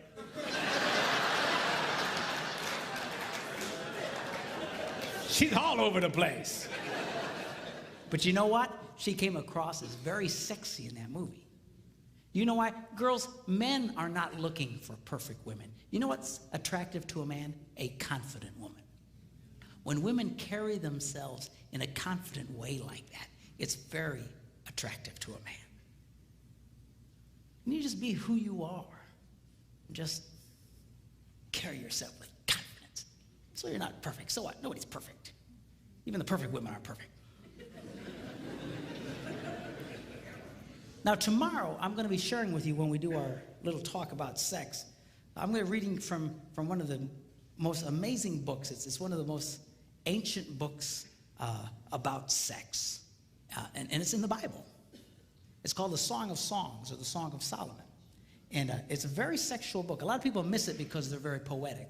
They talk about pomegranates in bloom and secret gardens. And people go, man, these people sure are into gardening. What's the deal here? You know, just... No, it's not gardening, okay? It's about sex. We're gonna look at that tomorrow. But tonight, I wanna just take a quick look at halfway through this book. He describes this woman that he's absolutely crazy about. I want you to see his description of her. He says this. He says, how beautiful your sandaled feet, O prince's daughter. So apparently she had great feet. Your graceful legs are like jewels, the work of a craftsman's hand. So she had great feet, great legs.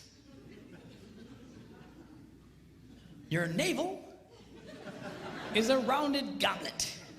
So she's got great feet, great legs, but she's got an outie.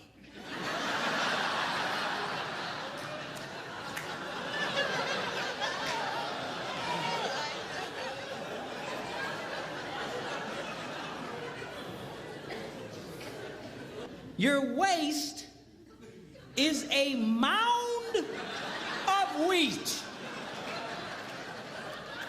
So she's got great feet, great legs, outie, and a potbelly thing happening.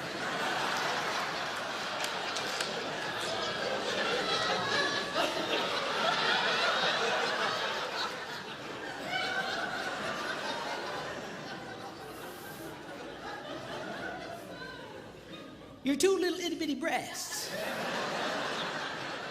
are like two little itty bitty farms. So she's got great feet, great legs, outie, pot belly, and little boobs.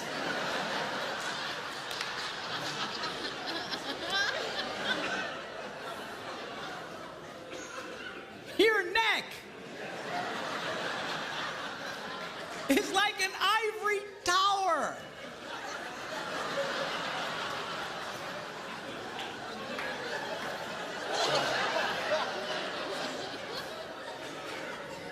So she's got great feet, great legs, outie, potbelly, little boobs, and a big neck.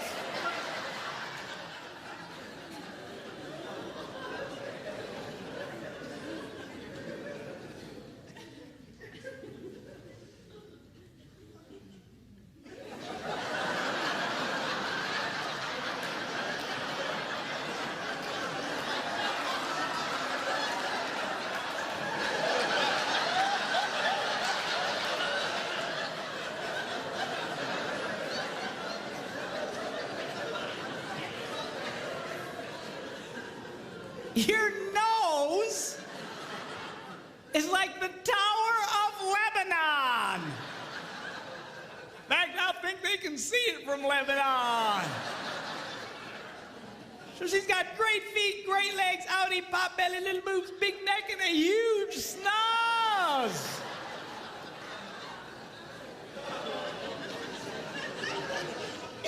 What does he say about her? He goes, oh, how beautiful you are. And how pleasing, oh love, with your delights. He was crazy about this woman. Men's brains, women's brains. Give, take, give, take. By the way, on this area of give and take, a lot of women have really been, and I'm speaking particularly Christian organizations and Christian women's clubs. You know, they have these Christian women's retreats and stuff. I call them estrogen fests. And they're wonderful. They're great if you're a woman, I guess. But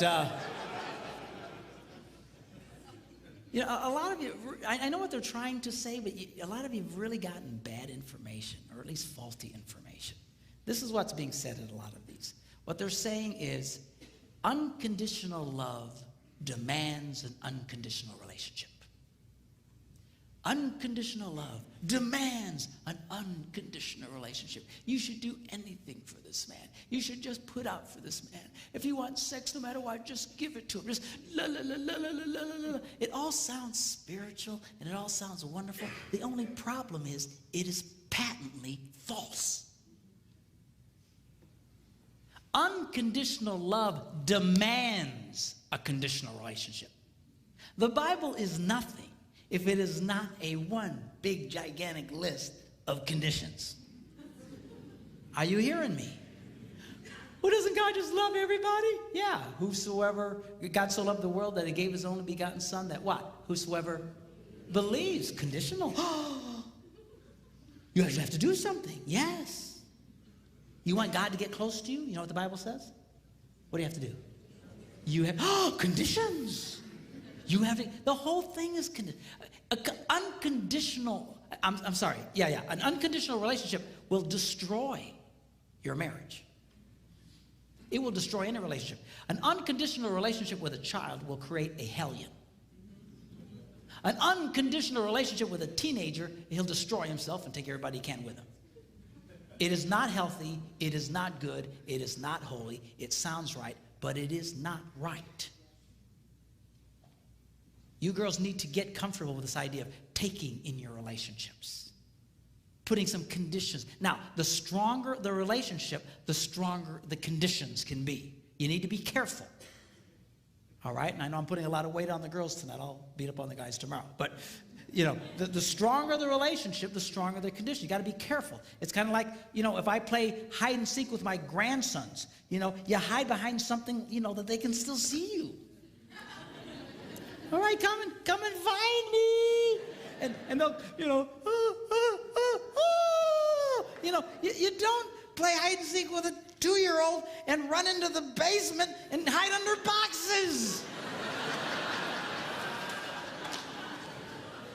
Because he won't get it. He just, you know, so you got to watch the conditions. In a healthy relationship, you can have higher and stronger conditions. But you're not going to get there if you just never require something out of the guy. Okay? And some guys, you know, they don't like any condition. But guys, this is healthy. It's not right for her to constantly be giving to you and never getting anything back. And girls, you can change that, but you got to get comfortable. This is healthy for your relationships to take back. Most guys don't mind you taking back. What we get frustrated with is you expecting us to be like you. That we're just going to do this cosmically like you. We're going to somehow interpret your internal feelings. And we don't do that well. Okay? But you've got to, this is a healthy thing for you. I had a lady at a conference just a few weeks ago. She's crying her eyes out. And I said, what's the matter? She says, my husband, he'll never talk to me. I says, never, he never. If he would just talk to me just for a little bit, I'd feel so much better. And she's just crying. I said, how's your love life? Oh, it's okay. I said, let me see if I get this. A man who never talks to you, when he wants sex, you just give it to him. Yeah. I said, well, why do you do that? Well, because I'm supposed to. That's what we're told. You know? I said, sweetheart, you've gotten bad information. Well, doesn't the Bible say we shouldn't deny each other? Of course. But denial doesn't mean, or acceptance doesn't mean you can't have conditions. Here's an example. If you're trying to get a mortgage for your home and the bank calls you up and says, hey, you have been accepted. We have approved your loan. You just need to come sign some papers. And they hang up. Have you been rejected or accepted? You've just been accepted, man. You're excited. Cool, cool, cool. But you have to go do what? Sign some papers. You don't go, stupid bank. They were going to give me that money, but I got to sign papers. I mean, come on. I said, the next time your husband wants to make love to you, you say, honey, I will knock your socks off. But we're going to talk for 5 minutes first.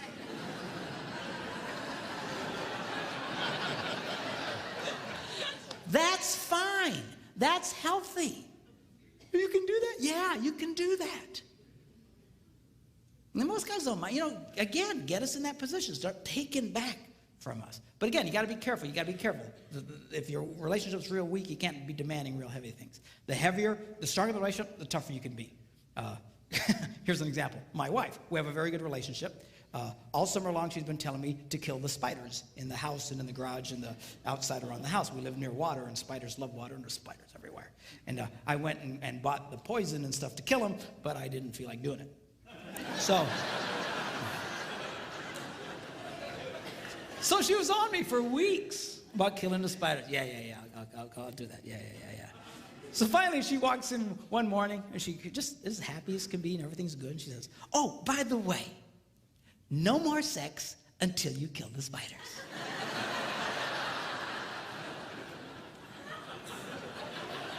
And she walked away.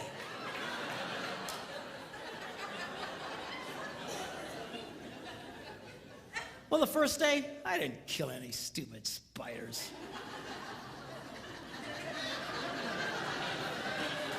Second day, I didn't kill any stupid spiders.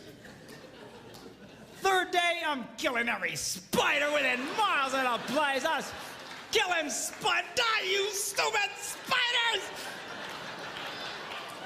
I sprayed our house. I sprayed the neighbors' houses, man. I sprayed every...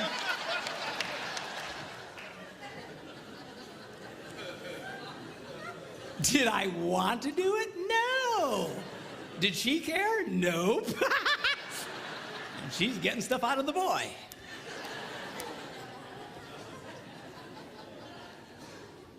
Men's brains, women's brains. In closing, I want to talk to you about how men's brains and women's brains are portrayed in movies. You have guy flicks and you have chick flicks. Now, a guy flick is only a guy flick as long as somebody is dying.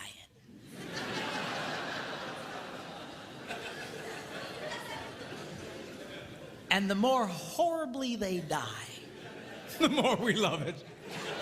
You know, some guy gets his head chopped off, we go, oh, yes!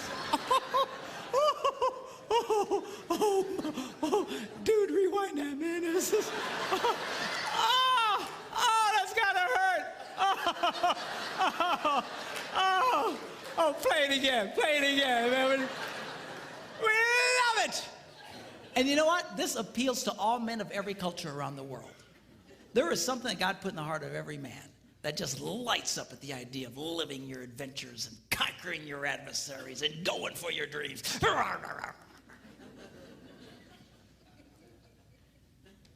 You see it even in the smallest of boys, you girls that have little boys, you know what I'm talking about. They're always doing something dangerous. Stop that, you're gonna poke your eye out. That's the point, Mom. If you can't lose an eye, what's the point of playing?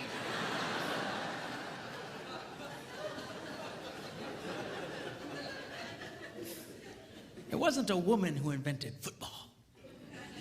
And we like that. There's something just blesses the heart of a man when he watches one man kick another man's butt. Yeah! Light up on the inside. Just we love it! I believe God put that in. I'll tell you, you can't possibly read the Bible and not see that God is a first-class, #1, grade A butt kicker. Not a chance. Even at the end of the Bible, it says someday Jesus is going to come back and he's going to be riding on a white horse and his robes are going to be dipped in the sweetest perfume that he got from Bath and Body Works. Is that what it says? No. Robes are going to be dipped in what? Blood. And all the men go, oh, shit. Dude, blood. That means somebody's going to get their butts kicked. We love it. Now, women's movies, chick flicks, are a little different. Chick flicks are about connecting the wires.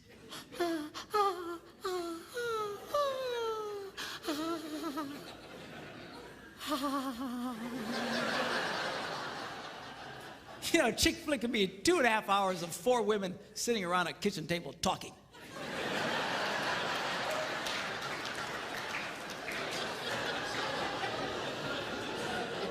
And she'll be watching it going,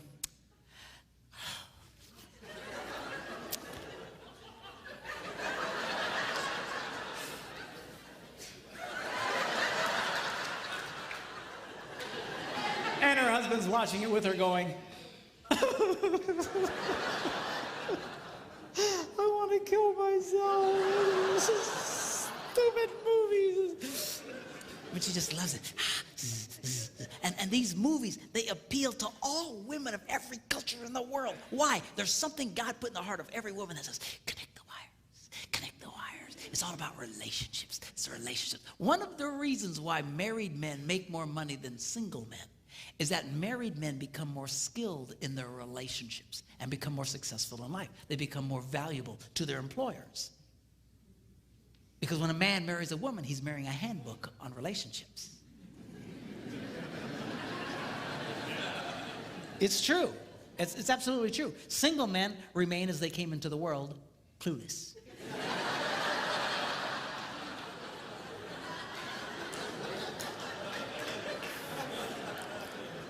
Married men get feedback and they start learning, but you got to listen to her. No, we don't like listening to you. I got to be honest with you. Yeah. I'll come up with some great plan and my wife will say, better not do that. Oh, woman, what are you talking about? I'm telling you, it's a bad idea. Oh,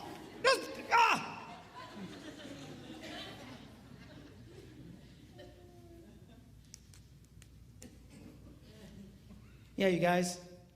Yeah, we better not do that. Yeah. I just feel it in my spirit.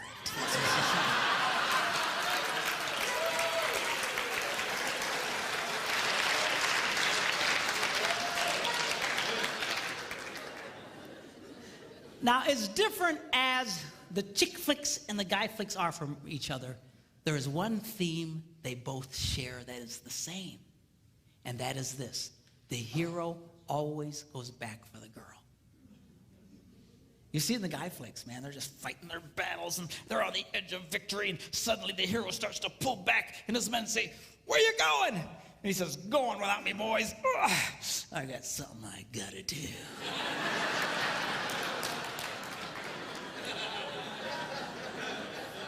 And at great risk to himself, he goes back for the girl, and he rescues the girl. And guys watch that on the screen, and we go, yeah. Women have the same theme. The boy always comes back for her. I was watching this chick flick, Jerry Maguire. Have you seen this one?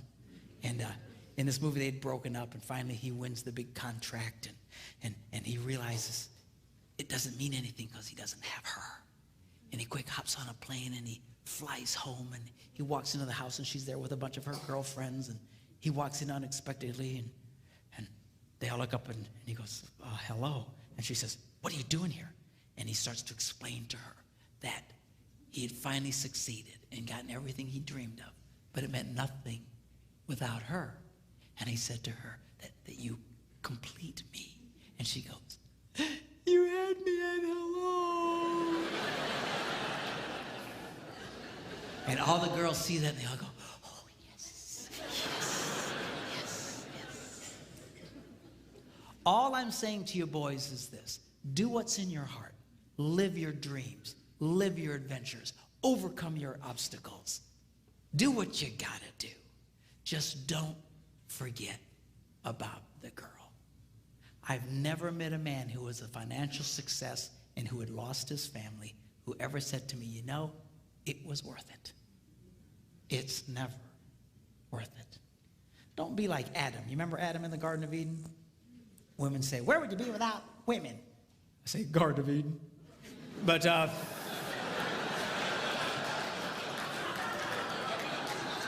it's just a joke. I know it's not fair. Really, Adam's job was to guard the garden, to take care of the garden. He fell down on the job. When that serpent came around, he should have kicked that thing out on its butt. I don't know if serpents had butts, but they don't now. When God takes care of you, man, I'm telling you, lose your butt altogether.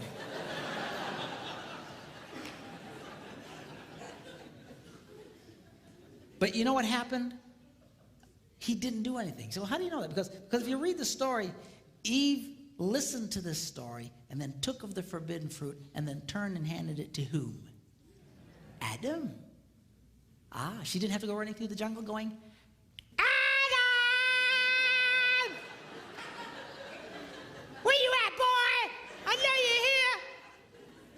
He was right there the whole time. He said nothing. He did nothing. Do you know why? Because he was a coward.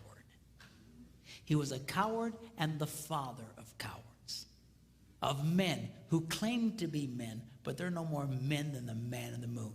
They are spineless jellyfish, impersonators, who are afraid to engage their wives, afraid to engage their children. You, sir, are no man. Don't be like that, Adam. You need to be like the second Adam. You see, the Bible refers to Jesus Christ as the second Adam. The first Adam messed everything up. The second Adam set everything straight. And at great cost to himself, he came back for the girl. He came back for you and for me. That is a man. You need to be like that. Live your adventures, yes. Go for your dreams, yes. Overcome your obstacles, yes, yes, yes. Just don't forget about the girl. Don't get so caught up in your puking little life you forget about her. You start working too late at some point, you just stand up and start heading for the door. All the guys will say, hey, where you going? Just say, go on without me, boys. I got something I gotta do.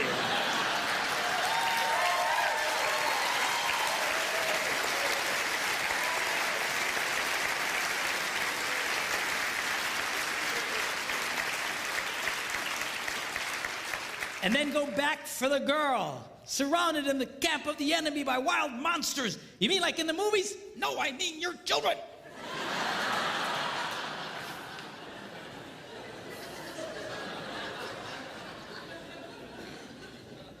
All I'm saying to you is do what's in your heart. It's in the heart of every man here, and it's in the heart of every woman here. Don't forget about her. Don't neglect her. Do what you need to do. But make sure that you go back for the girl. Are you glad you came tonight?